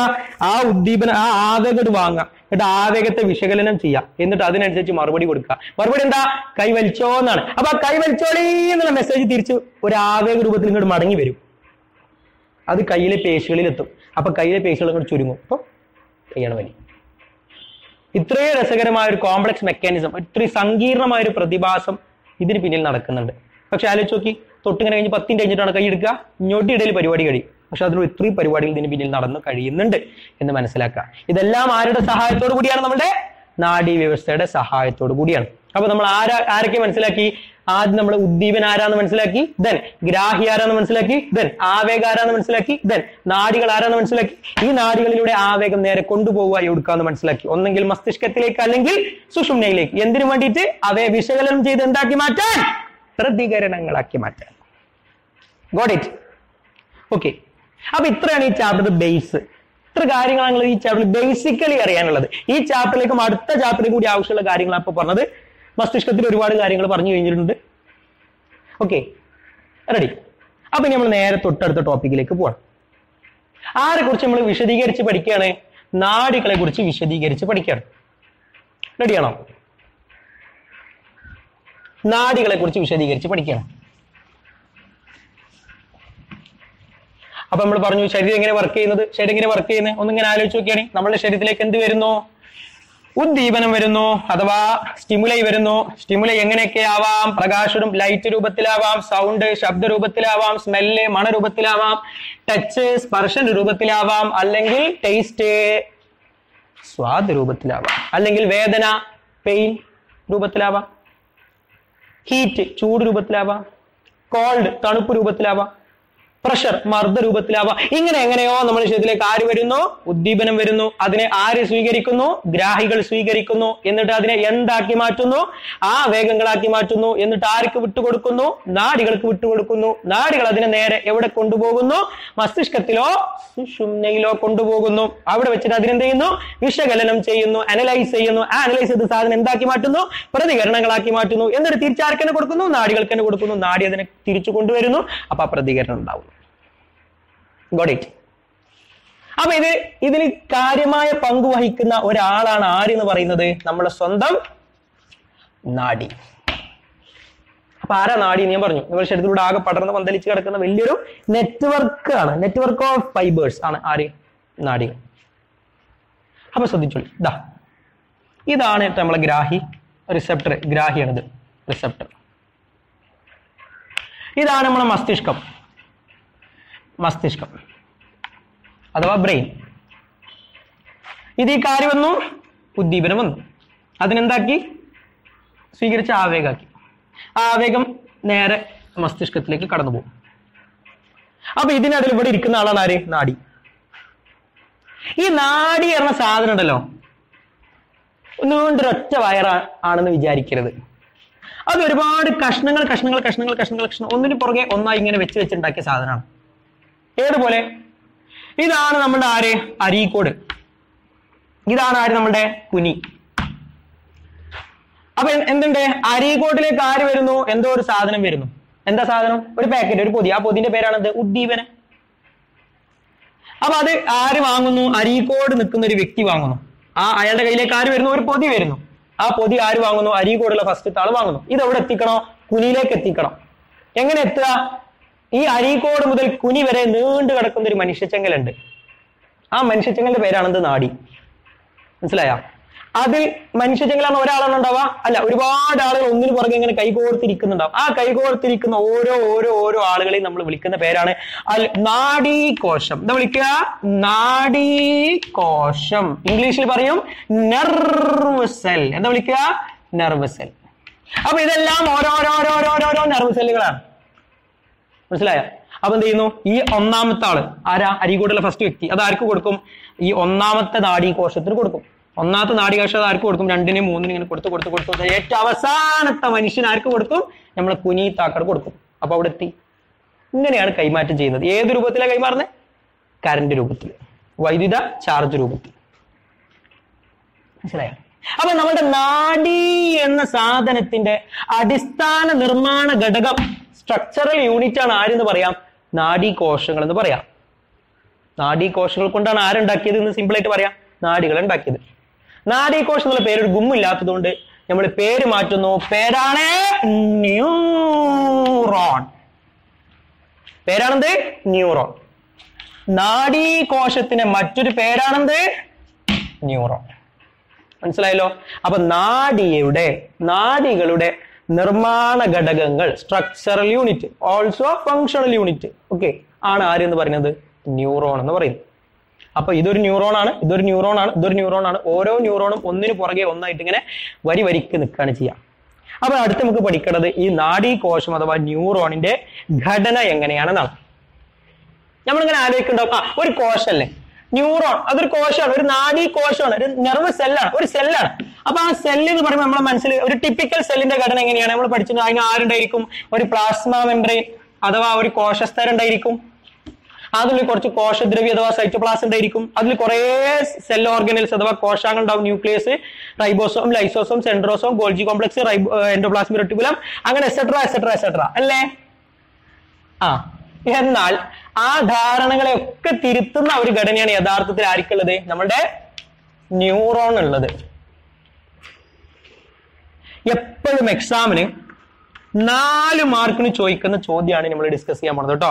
ന്യൂറോണുമായി ബന്ധപ്പെട്ട് എന്തായാലും 4 മാർക്കിന്റെ ചോദ്യം ഉണ്ടായിരിക്കും. 40 മാർക്കിനല്ലേ മക്കളെ നമ്മുടെ 10ാം ക്ലാസ്സിന്റെ എക്സാം? അതിൽ 4 മാർക്ക് എന്ന് പറഞ്ഞാൽ ആലോചിച്ച് ഏറ്റവും അവസാനത്തെ ചോദ്യമാണ്. ഏറ്റവും അവസാനത്തെ ചോദ്യം 4 മാർക്കിന്റെ ഒറ്റ ചോദ്യമായിരിക്കും. ആ ചോദ്യം എപ്പോഴും വരുന്ന ഒരു ചോദ്യമാണ്. ഇതെങ്ങാൻ നിങ്ങൾക്ക് മിസ്സായി കഴിഞ്ഞാൽ ബാക്കി നിങ്ങൾക്ക് 36 മാർക്കേ ഉണ്ടാവുള്ളൂ. എന്ന് പറഞ്ഞാൽ നിങ്ങൾ A+ന്റെ വരമ്പത്താണ്. 36 പോയിട്ട് വേറെ ഏതൊരു ചോദ്യം 1/2 മാർക്ക് കൂടി പോയി കഴിഞ്ഞാൽ 35.5 നിങ്ങളെ A+ നഷ്ടപ്പെട്ടു. ഏത് പഠിക്കാത്തവനും A+ കിട്ടുന്ന സാധനങ്ങളാണ്: 1 അറബി, 2 മലയാളം സെക്കൻഡ്, ദെൻ നമ്മുടെ കമ്പ്യൂട്ടർ IT, അത് കഴിഞ്ഞാൽ കിട്ടുന്ന സാധനമാണ് ബയോളജി. ഏത് പൊട്ടനും 4 A+ ഉണ്ടാവും. ആ 4ാമത്തെ A+ നമ്മൾ ബയോളജിയിലാണ് ഉണ്ടാവില്ല. ആ A+ കളയാൻ ആരെ കൊണ്ട് പറ്റും? ഇനി നമ്മൾ പഠിക്കാൻ പോണ ചോദ്യത്തെ കൊണ്ട് പറ്റും. അപ്പൊ അതുകൊണ്ട് സാധനത്തിന് ഇമ്പോർട്ടൻസ് മനസ്സിലാക്കുക. ഭയങ്കര അഡാറ് ടോപ്പിക്കാണ്, മനസ്സിലാക്കുക. ഇതാണ് ന്യൂറോൺ. അപ്പൊ ആദ്യം നമുക്ക് പഠിക്കേണ്ടത് ന്യൂറോണിന്റെ ഘടന അഥവാ സ്ട്രക്ചർ എങ്ങനെയാണെന്നാണ്. ശ്രദ്ധിച്ചോളിട്ടോ. കാണാൻ നല്ല ലുക്കുള്ള ഒരാളാണ്, ശ്രദ്ധിച്ചോളിട്ടോ. അത് എപ്പോഴും വരക്കാൻ എക്സാമിന് ചോദിക്കാൻ. അപ്പൊ വരക്കണം ശ്രദ്ധിക്കുക. ഇങ്ങനെയൊക്കെ ഇങ്ങനെ കിട്ടിയോ? ഇനി ഇതിപ്പോ ഇങ്ങനെ അവിടെ കൊണ്ടുവരിക, ഓനോട് കൊണ്ടുപോവാ, ഇതിങ്ങനെ നീട്ടി ഇങ്ങോട്ട് കൊണ്ടുപോവാ. എന്നിട്ട് ഈ പരന്ന സ്ഥലം ഉണ്ടല്ലോ, ഇവിടെ ഒരു വട്ടം വരച്ചു കൊടുക്കുക. ഇത് ന്യൂക്ലിയസ് ആട്ടോ, മർമ്മാണ്. ഇങ്ങോട്ട് കുറച്ച് ഡെക്കറേഷൻ അടിച്ചു കൊടുക്കുക, കുറച്ച് കുത്തൊക്കെ ഇട്ട് കൊടുക്കുക, ചോർക്കിട്ട. എന്നിട്ട് ഇവിടെ ഓരോ മൂലൊക്കെ ഇങ്ങനെ കുറെ മുടി ഇങ്ങനെ വരച്ചു കൊടുക്കുക. കുറെ ഒന്നും വളരെ 3-4 മതി. മുടി പോലെ ഇങ്ങനെ വരച്ചു കൊടുക്കുക.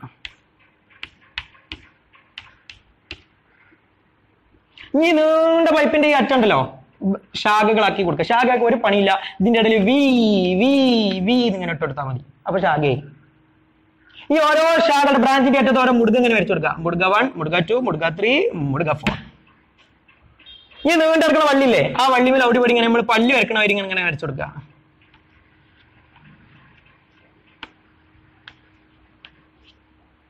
ഇതാണ് ഒരു ന്യൂറോൺ. എപ്പോഴും സ്ഥിരം എക്സാമിന് വരക്കാൻ ചോദിക്കുന്നതാണ്. ന്യൂറോണിന്റെ ഘടന വരക്കുക, 1 മാർക്ക് ഉണ്ടാവും. ഭാഗങ്ങൾ അടയാളപ്പെടുത്തുക, അടുത്തൊരു മാർക്ക്. സവിശേഷത ധർമ്മം എഴുതുക, അടുത്ത 2 മാർക്ക്, 4 മാർക്കായി. കിട്ടിയ? അപ്പൊ ഇതാണ് ഒരു ന്യൂറോണിന്റെ ഘടന. വരക്കാൻ അറിയാലോ, സിമ്പിൾ ആണ്. ആദ്യം ഇങ്ങനെ ഓരോ സാധനങ്ങൾ വരച്ചു കൊടുക്കുക. ഒറ്റയടിക്ക് കാണുമ്പോൾ വലിയ കോംപ്ലക്സിറ്റി വലിയ കോത്താമ്പിയ തോന്നും. അങ്ങനെയൊന്നുമില്ല, സിമ്പിളാണ്. ഇതിങ്ങനെ വരച്ചു കൊടുക്കുക ആദ്യം. എന്നിട്ട് ഇതിമൊന്ന് നീണ്ടൊരു പൈപ്പ് എടുക്കുക, അതിന്റെ അറ്റം ഇങ്ങനെ കുറെ ശാഖകളാക്കി കൊടുക്കുക, കുറെ മുട ഇട്ട് കൊടുക്കുക. ഇവിടുന്ന് കുറെ മുടി ഇങ്ങനെ വരച്ചു കൊടുക്കുക, ഇതിന്റെ ഇടയിൽ കുറെ ഇങ്ങനെ പല്ലുകൾ വരച്ചു കൊടുക്കുക. ഇതിന്റെ ബാക്കിയാണ് ഇട്ടത്. അപ്പൊ അതുകൊണ്ട് ഇവിടെ മേലെ 3 വരച്ച് താഴെ 2 വരക്കാൻ നിൽക്കരുത്. മനസ്സിലായില്ലേ? ഇതൊന്നും ഇവിടെയാണ്, രണ്ടാമത്തെ ഇവിടെ വരക്കരുത്. ഇതിന്റെ നേരെ താഴെ വരുന്ന രൂപത്തിൽ ഇങ്ങനെ വരക്കുക. കുറച്ച് ലോജിക് ഉപയോഗിച്ചിട്ട് വരക്കുക. ഇതാണ് ഒരു ന്യൂറോണിന്റെ ഘടന. കിട്ടിയല്ലോ? ന്യൂറോണിന്റെ ഘടന, സ്ട്രക്ചർ ഓഫ് ന്യൂറോൺ. ഇനി ഇതിന്റെ പാർട്സ് ലേബൽ ചെയ്യാൻ പോകണം. ഓരോ ഭാഗങ്ങൾ അടയാളപ്പെടുത്താൻ പോകണം. ശ്രദ്ധിച്ചോളൂ. ഇതാ ന്യൂറോണിന്റെ ഭാഗങ്ങൾ ശ്രദ്ധിച്ചോളൂ. ഈ ഒരു പരന്ന സ്ഥലം കണ്ടില്ലേ? ഇത് നമ്മൾ വിളിക്കുന്ന പേരാണ് കോശ ശരീരം. എന്താ വിളിക്കുക? കോശ ശരീരം. ഇംഗ്ലീഷിൽ പറയും സെൽ ബോഡി. കോശ ശരീരം അഥവാ സെൽ ബോഡി. എന്താ കോശത്തിന്റെ പ്രത്യേകത? ഒരു കോശത്തെ സംബന്ധിച്ച്, ഒരു സെല്ലിനെ സംബന്ധിച്ച് ഏറ്റവും പ്രധാനപ്പെട്ട ആൾ അതിന്റെ ന്യൂക്ലിയസ് അഥവാ മർമ്മമാണ്. ആ മർമ്മം കാണപ്പെടുന്ന അതിപ്രധാനപ്പെട്ട ഭാഗമാണ് ആര്? കോശ ശരീരം. ഇനി ആ കോശരീരം പുറത്ത് തള്ളി കുറെ ഭാഗങ്ങൾ നിൽക്കുന്നുണ്ടല്ലേ? അതാ ഇങ്ങോട്ട് തള്ളിച്ച് അങ്ങോട്ട് ഓരോ പ്രൊജക്ഷൻസ് കണ്ടില്ലേ? ഈ പ്രൊജക്ഷൻസിനെ നമ്മൾ വിളിക്കുന്ന പേരാണ് ഡെൻഡ്രോൺ. എന്താ വിളിക്കുക? ഡെൻഡ്രോൺ. എന്താ വിളിക്കുക? ഡെൻഡ്രോൺ. ഇംഗ്ലീഷിൽ എങ്ങനെ എഴുതും? ഡെൻഡ്രോൺ.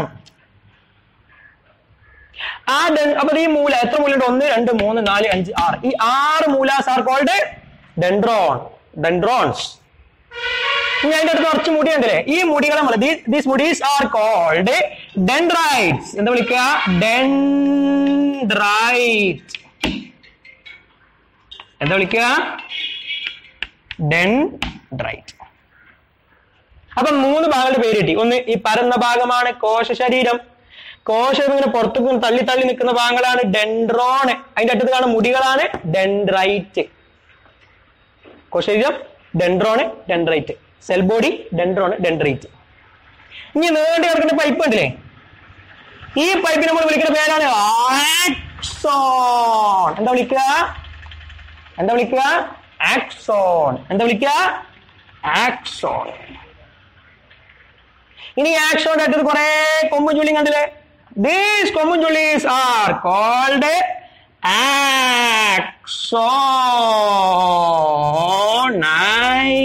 axonite. എന്താ വിളിക്കുക? ആക്സോണൈറ്റ്.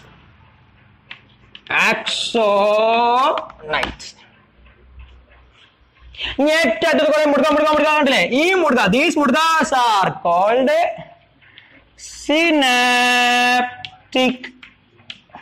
synaptic knob. എന്താ വിളിക്കുക? Synaptic knob. എന്താ വിളിക്കുക? ഇംഗ്ലീഷിലെ സ്പെല്ലിംഗ് ശരിക്കും ശ്രദ്ധിക്കട്ടോ. സിനാപ്റ്റിക് നോബ് എന്നാണ് എഴുതുക, നോബ് എന്നാ വായിക്കുക. Synaptic knob. ഇനി ഇവിടെ നമ്മൾ പല്ല് പോലെ കുറെ സാധനങ്ങൾ വരച്ചില്ല. ഇതൊക്കെ ഓരോ കോശങ്ങളാണ് കേട്ടോ, ഓരോ സെല്ലുകളാണ്. ഈ സെല്ലുകളെ നമ്മൾ വിളിക്കുന്ന പേരാണ് ശ്വാൻ കോശം. എന്താ പേര്? ശ്വാൻ കോശം. കുറച്ച് പറഞ്ഞു പഠിക്കണം കേട്ടോ. ശ്വാൻ കോശം. ഇംഗ്ലീഷ് സ്പെല്ലിംഗ് ശരിക്കും ശ്രദ്ധിക്കുക. SCHWANN. ശ്വാൻ സെൽസ്. അപ്പൊ എത്ര ഭാഗം നമ്മൾ അടയാളപ്പെടുത്തി നോക്കുക? 1 ഡെൻഡ്രൈറ്റ്, 2 ഡെൻഡ്രോണ്, 3 കോശരീരം, 4 ആക്സോണ്, 5 ആക്സോണൈറ്റ്, 6 സിനാപ്റ്റിക് നോബ്, 7 ശ്വാൻ കോശം. അപ്പൊ എത്ര ഭാഗങ്ങളുണ്ട്? 7 ഭാഗങ്ങളുണ്ട്. കൂടെ പറയാ. ഡെൻഡ്രൈറ്റ്, ഡെൻഡ്രോണ്, കോശ ശരീരം, ആക്സോണ്, ആക്സോണൈറ്റ്, സിനാപ്റ്റിക് നോബ്, ശ്വാൻ കോശം. ഇംഗ്ലീഷുകാർ പറഞ്ഞാൽ dendrite, ഡെൻഡ്രോണ്, cell body, axon, ആക്സോണൈറ്റ്, synaptic knob, ഏറ്റവും അവസാനം ശ്വാൻ സെൽസ്. ഇപ്പൊ 2 മാർക്ക് നമുക്കായി. ഒന്ന് ഡയഗ്രാം വരക്കാൻ കിട്ടുമല്ലോ, 2 പാർട്സ് ലേബൽ ചെയ്യാൻ കിട്ടുമല്ലോ. ഭാഗങ്ങൾ അടയാളപ്പെടുത്തി. എത്ര ഭാഗങ്ങളുണ്ട്? 7 ഭാഗങ്ങളുണ്ട്. എപ്പോഴും ഭാഗങ്ങളുടെ പേര് പഠിക്കുമ്പോൾ ഏത് ഓർഡറിൽ തന്നെ പഠിക്കുക, ഈ ഒരു ഓർഡറിൽ തന്നെ പഠിക്കുക. കാരണം എന്താ അറിയോ? ഇത് തൊട്ടപ്പുറത്തേക്ക് ആവശ്യമുണ്ട്. ഏതാ order? Dendrite, ഡെൻഡ്രോണ്, കോശരീരം, axon, ആക്സോണൈറ്റ്, synaptic knob, ശ്വാൻ കോശം. Got it? ഇനി നമ്മൾ ഓരോരുത്തരുടെയും സവിശേഷതയും ധർമ്മമാണ് പറയാൻ പോണത്. സവിശേഷത, ധർമ്മം. എന്താ സവിശേഷത എന്ന് പറഞ്ഞാൽ കാണാൻ എങ്ങനെയാണോ അതാണ് സവിശേഷത. സിമ്പിൾ ആയിട്ട് പറഞ്ഞാല് ആ ഒരു ഭാഗം 7 ഭാഗങ്ങളുടെ പേര് പഠിച്ചല്ലോ, ഈ 7 ഭാഗങ്ങൾ കാണാൻ എങ്ങനെയാണ്, ആ കാണാനുള്ള ക്വാളിറ്റി നമ്മൾ സവിശേഷത, അതാ ഫീച്ചർ എന്ന് വിളിക്കാം. അപ്പൊ ഓരോരുത്തർ നോക്കുക. ഇതാ ഒന്നാമത്തെ ആളാരാ? ഡെൻഡ്രൈറ്റ്. ഡെൻഡ്രൈറ്റ് ആരാ? കുറെ മുടി പോലത്തെ സാധനങ്ങളല്ലേ, അപ്പൊ ഹെയർ ലൈക്ക്, രോമം പോലെയോട്ടെ ശാഖകളാണ്, ശാഖകളാണ്, ബ്രാഞ്ചസ് ആണ്. എവിടെ? അറ്റത്ത് കാണുന്ന ടെർമിനൽ. ആരുടെ ശാഖ? ഡെൻഡ്രോണിന്റെ ശാഖ. അപ്പൊ ഡെൻഡ്രോണിന്റെ അറ്റത്ത് കാണുന്ന മുടി പോലത്തെ സാധനം, മുടി പോലത്തെ ശാഖകൾ. അപ്പം ഡെൻഡ്രോണിന്റെ അഗ്രശാഖകൾ, ഡെൻഡ്രോണിന്റെ അഗ്രശാഖകൾ എങ്ങനത്തെ? രോമം പോലിരിക്കുന്ന, മുടി പോലിരിക്കുന്ന ഡെൻഡ്രോണിന്റെ അഗ്രശാഖകളാണ് ആര്? Dendrite. Hair like terminal branches of dendron are called dendrites. അപ്പൊ അയാളുടെ സവിശേഷത ഞാൻ തരാം. ഡെൻഡ്രോൺ ആരാ? ഡെൻഡ്രോണ് നമ്മളെ കോശ ശരീരത്തിൽ നിന്ന് പുറത്തേക്ക് തള്ളി തള്ളി തള്ളി നിൽക്കുന്ന ഭാഗങ്ങളല്ലേ ഡെൻഡ്രോണ്. അപ്പൊ കോശ ശരീരത്തിൽ നിന്ന് പുറത്തേക്കുള്ള തള്ളിച്ചകളാണ് ഡെൻഡ്രോണുകൾ. എങ്ങനെ എങ്ങനെ എങ്ങനെ എങ്ങനെ? കോശ ശരീരത്തിൽ നിന്ന് പുറത്തേക്കുള്ള തള്ളിച്ചകൾ, പ്രൊജക്ഷൻസ് ഫ്രം സെൽ ബോഡി ആണ് ഡെൻഡ്രോൺ അല്ലെ? കാണാൻ അങ്ങനെയല്ലേ. ഇനി കോശ ശരീരം ആരാ? ന്യൂക്ലിയസ് കാണപ്പെടുന്ന ഭാഗം. ഇത്ര മതി. ന്യൂക്ലിയസ് കാണപ്പെടുന്ന ഭാഗം, ന്യൂക്ലിയസ് കാണപ്പെടുന്ന ഭാഗം. വേർ ന്യൂക്ലിയസ് ലൊക്കേറ്റഡ്, ഇംഗ്ലീഷിൽ അങ്ങനെ പറയാം. ഇനി അടുത്താരാ? ആക്സോൺ. ആരാ ആക്സോണ്? ഈ പറഞ്ഞ പോലെ തന്നെ കോശത്തിന് പുറത്തേക്ക് ഇങ്ങനെ നീണ്ടു കിടക്കുന്ന സാധനല്ലേ. അപ്പൊ കോശ ശരീരത്തിന് പുറത്തേക്ക് നീണ്ടു കിടക്കുന്ന ഒരു കേബിള്, തന്തു, നന്ദു അല്ല തന്തു. അപ്പൊ കോശ ശരീരത്തിന് പുറത്തേക്ക് നീണ്ടു കിടക്കുന്ന തന്തു, അതാണ് ആര്? ആക്സോൺ. ഇംഗ്ലീഷിൽ എങ്ങനെ പറയും? ലോങ് ഫൈബർ, നീണ്ടു കിടക്കുന്ന തന്തു. Extends from cell body, cell ബോഡിയിൽ നിന്ന് നീണ്ടു കിടക്കുന്ന, എക്സ്റ്റെൻഡ് ചെയ്ത് കിടക്കുന്ന ലോങ് ഫൈബർ നമ്മൾ വിളിക്കുന്ന പേരാണെന്ത്? ആക്സോൺ. ആക്സോണിന്റെ അറ്റത്തെ ശാഖകൾ നമ്മൾ വിളിക്കുന്ന പേരാണെന്ത്? Axonite. Branches of axons are called axons. ഒറ്റ ആക്സോൺ ഉള്ള, but branches of axon is called axonite. മനസ്സിലായല്ലോ? ആക്സോണൈറ്റ്. ഇനി ആക്സോണിന്റെ അറ്റത്ത് കാണും മുടുകകളല്ലേ, അറ്റത്തല്ലേ, അപ്പൊ ടെർമിനൽ. മുടുകല്ലേ, അപ്പൊ ബൾബിലേക്ക്, ബൾബിലേക്ക്. മുടുക എന്ന് പറയുന്നത് നമ്മൾ മലപ്പുറത്താർ പറയുന്നതാണ്, കുമിള എന്നാണ് പറയുന്നത്. അപ്പൊ അറ്റത്ത് കാണുന്ന, ഇതിന്റെ അറ്റത്ത് കാണുന്ന ആക്സോണൈറ്റിന്റെ അറ്റത്ത് കാണുന്ന കുമിള പോലിരിക്കുന്ന ഭാഗം, ആക്സോണൈറ്റിന്റെ അറ്റം വേണ്ട, അഗ്രം. അപ്പൊ ആക്സോണൈറ്റിന്റെ അഗ്രഭാഗത്ത് കാണപ്പെടുന്ന കുമിള പോലിരിക്കുന്ന ഭാഗം അതാണ് ആര്? Synaptic knob. ഇംഗ്ലീഷിൽ പറയും bulb like terminal branch, sorry, bulb like terminal portion of axonites. റെഡിയാണോ? അപ്പൊ ഇത്രയാണ് നമുക്ക് ആരെ കുറിച്ച് പറയാനുള്ളത്. ആദ്യത്തെ 6 പേരുടെ ഫീച്ചേഴ്സ് പറയാനുള്ളത്. ഒരാളെ നമ്മൾ വിട്ടുപോയിട്ടുണ്ട്, അതാരാ? ശ്വാൻ കോശം. ഇയാളുടെ ഫീച്ചർ നമ്മൾ ഇവിടെ പറയൂല. ഇയാളുടെ ഫീച്ചറും ഫംഗ്ഷനും തൊട്ടടുത്തൊരു ടോപ്പിക് ആയിട്ട് നമുക്ക് പഠിക്കാണ്ട്, ഒരു ഹെഡിങ് ആയിട്ട് നമുക്ക് പഠിക്കാണ്ട്. അതുകൊണ്ട് നമ്മൾ നേരെ ബക്കറ്റിലിട്ടു, അത് അപ്പെടുക്കും കേട്ടോ. റെഡി, ഫ്രിഡ്ജ് വെച്ചു. ബാക്കി ആറാളത് കിട്ടുമല്ലോ. പറ എങ്ങനെ കിട്ടുക? എങ്ങനെ കിട്ടും? പറ. ഡെൻഡ്രൈറ്റ് ആരാ? ഡെൻഡ്രോണിന്റെ അഗ്രശാഖകളാണ് ഡെൻഡ്രൈറ്റ്. ഡെൻഡ്രോൺ ആരാ? കോശരീരത്തിന് പുറത്തേക്കുള്ള തള്ളിച്ചകളാണ്. കോശരീരം ആരാ? ന്യൂക്ലിയസ് കാണപ്പെടുന്ന ഭാഗമാണ്. ആക്സോൺ ആരാ? കോശ ശരീരത്തിന് പുറത്തേക്ക് നീണ്ടു കിടക്കുന്ന തന്തുവാണ്. ആക്സോണൈറ്റ് ആരാ? ആക്സോണിന്റെ അഗ്രശാഖകളാണ്. സിനാപ്റ്റിക് നോബ് ആരാ? ആക്സോണിന്റെ അഗ്രഭാഗത്ത് കാണപ്പെടുന്ന കുമിള പോലെ ഇരിക്കുന്ന ഭാഗമാണ്. ഇംഗ്ലീഷ് മീഡിയത്തിന്റെ ഭാഷയിൽ പറഞ്ഞാൽ എങ്ങനെ പറയും? Hair like terminal branches of dendron ആരാണ്? Dendrite. Projections from cell body ആണ് ആര്? ഡെൻഡ്രോൺ. ന്യൂക്ലിയസ് ഫൗണ്ട് ആയ ഭാഗമാണ് ആര്? കോശരീരം. Long fibre extends from cyton, അല്ല സൈറ്റോൺ അല്ലെ സെൽ ബോഡി. സെൽ ബോഡി നമ്മൾ സൈറ്റോൺ എന്നും പറയാറുണ്ട് കേട്ടോ. നമ്മൾ 10ാം ക്ലാസ്സിന്റെ പുസ്തകത്തിലില്ല, ഭാവിയിൽ ആവശ്യം വരും, +1 എത്തുമ്പോൾ ആവശ്യം വരും. ഓക്കെ. അപ്പൊ ഈ നീണ്ടു കിടക്കുന്ന long fibre extends from cell body അതാണ് ആര്? Axon. Terminal branches of axon ആണ് ആര്? ആക്സോണൈറ്റ്സ്. ബൾബ് ലൈക്ക് ടിപ്പ് പോർഷൻ ആണ് ആര്? Synaptic knob. റെഡി ആണല്ലോ? സ്വാൻസ് അല്ലേ നമ്മൾ പിന്നെ പറയും. അപ്പൊ അടുത്തൊരു മാർക്ക് പോയി. ഇനി ഏറ്റവും അവസാനമായിട്ട് എന്താ? ധർമ്മം.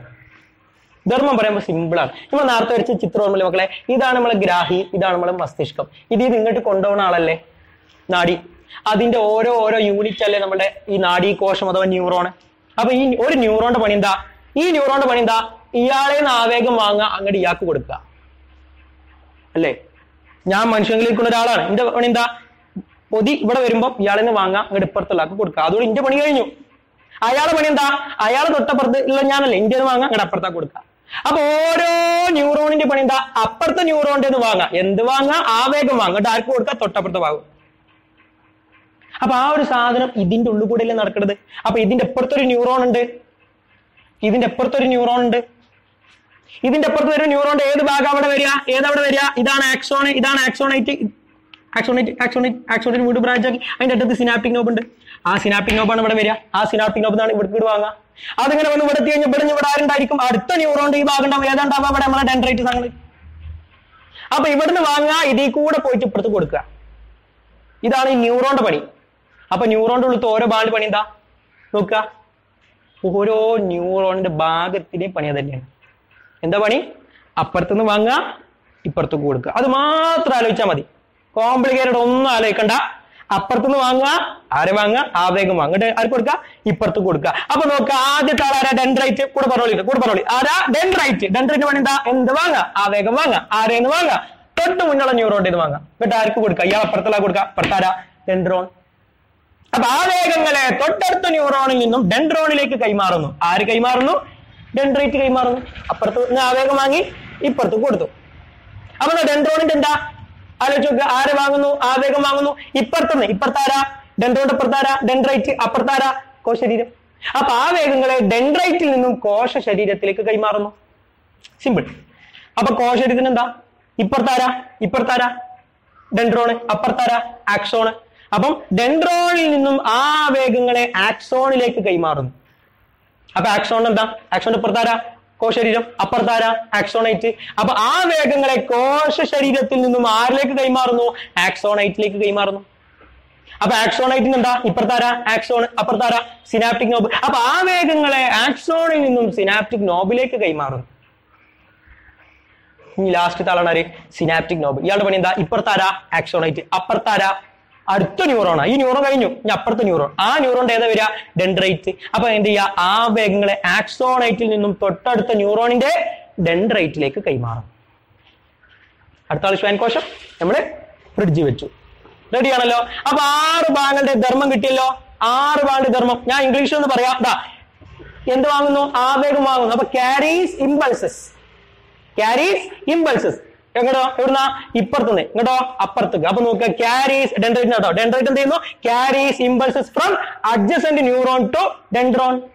ഡെൻഡ്രോണിന്റെ എന്താ? Carries impulses from dendrite to cell body. Cell ബോഡിയിൽ എന്താ? Carries impulses from dendron to axon. Axon എന്താ? Carries impulses from cell body to axonites. അടുത്തത് ആക്സോണിന് carries impulses from axon to synaptic knobs. Synaptic knob എന്താ? Carries impulses from axonite to അപ്പുറത്തെ ന്യൂറോണിന്റെ dendrite. അപ്പൊ dendrites of adjacent neuron. കിട്ടിയല്ലോ. അപ്പൊ എന്ത് ഇങ്ങനെ ഭയങ്കര മാർഗമായിട്ട് ഇങ്ങനെ കാണാതെ ഇങ്ങനെ ഇരുന്നിട്ട് ഇങ്ങനെ ക്യാരീസ് അങ്ങനെ പഠിക്കണ്ട. ജസ്റ്റ് അപ്പുറത്തുനിന്ന് വാങ്ങുക, ഇപ്പുറത്തേക്ക് കൊടുക്കുക. ഇത്ര ആലോചിച്ചാൽ മതി. റെഡിയാണല്ലോ. അപ്പൊ എന്ത് ചെയ്തു? നമ്മള് ന്യൂറോണിന്റെ ഘടന പഠിച്ചു, വരക്കാൻ പഠിച്ചില്ലേ, 7 ഭാഗങ്ങൾ അടയാളപ്പെടുത്താൻ പഠിച്ചില്ലേ, ഓരോ ഭാഗത്തിന്റെ സവിശേഷത പഠിച്ചില്ലേ, ഓരോ ഭാഗത്തിന്റെ ധർമ്മം പഠിച്ചില്ലേ. അപ്പൊ 4 മാർക്കായി. വളരെ പ്രധാനപ്പെട്ട ടോപ്പിക് അപ്പൊ നമ്മൾ ഡിസ്കസ് ചെയ്തത്. അപ്പൊ എന്തായിരുന്നു? ന്യൂറോണിന്റെ ഘടന അഥവാ സ്ട്രക്ചർ ഓഫ് ന്യൂറോൺ. അതിന്റെ സ്ട്രക്ചർ വരച്ചു, പാർട്സ് ലേബിൾ ചെയ്തു, ഫീച്ചേഴ്സും നോക്കി, ഫംഗ്ഷനും നോക്കി. റെഡിയാണല്ലോ. ഇനി നമുക്ക് പറയാനുള്ളത് ആരെ കുറിച്ച് മാത്രമാണ്? നമ്മുടെ ശ്വാൻ കോശത്തെ കുറിച്ച് മാത്രമാണ്. അപ്പൊ ആരാണ് ശ്വാൻ കോശം? നോക്കല്ലേ നമുക്ക്.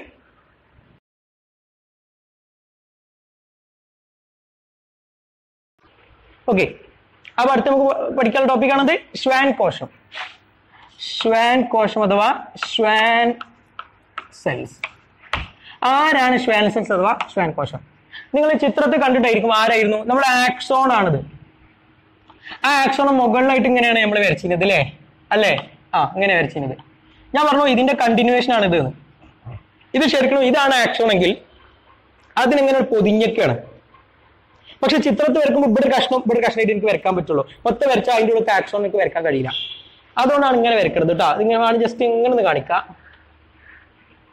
ഇങ്ങനെയാണ് യഥാർത്ഥത്തിൽ ആ സാധനം ഉള്ളത്. ഒരു സിലിണ്ടറിക്കൽ ഷേപ്പിൽ ഇതിങ്ങനെ കവർ ചെയ്തിട്ടുണ്ടാവാം.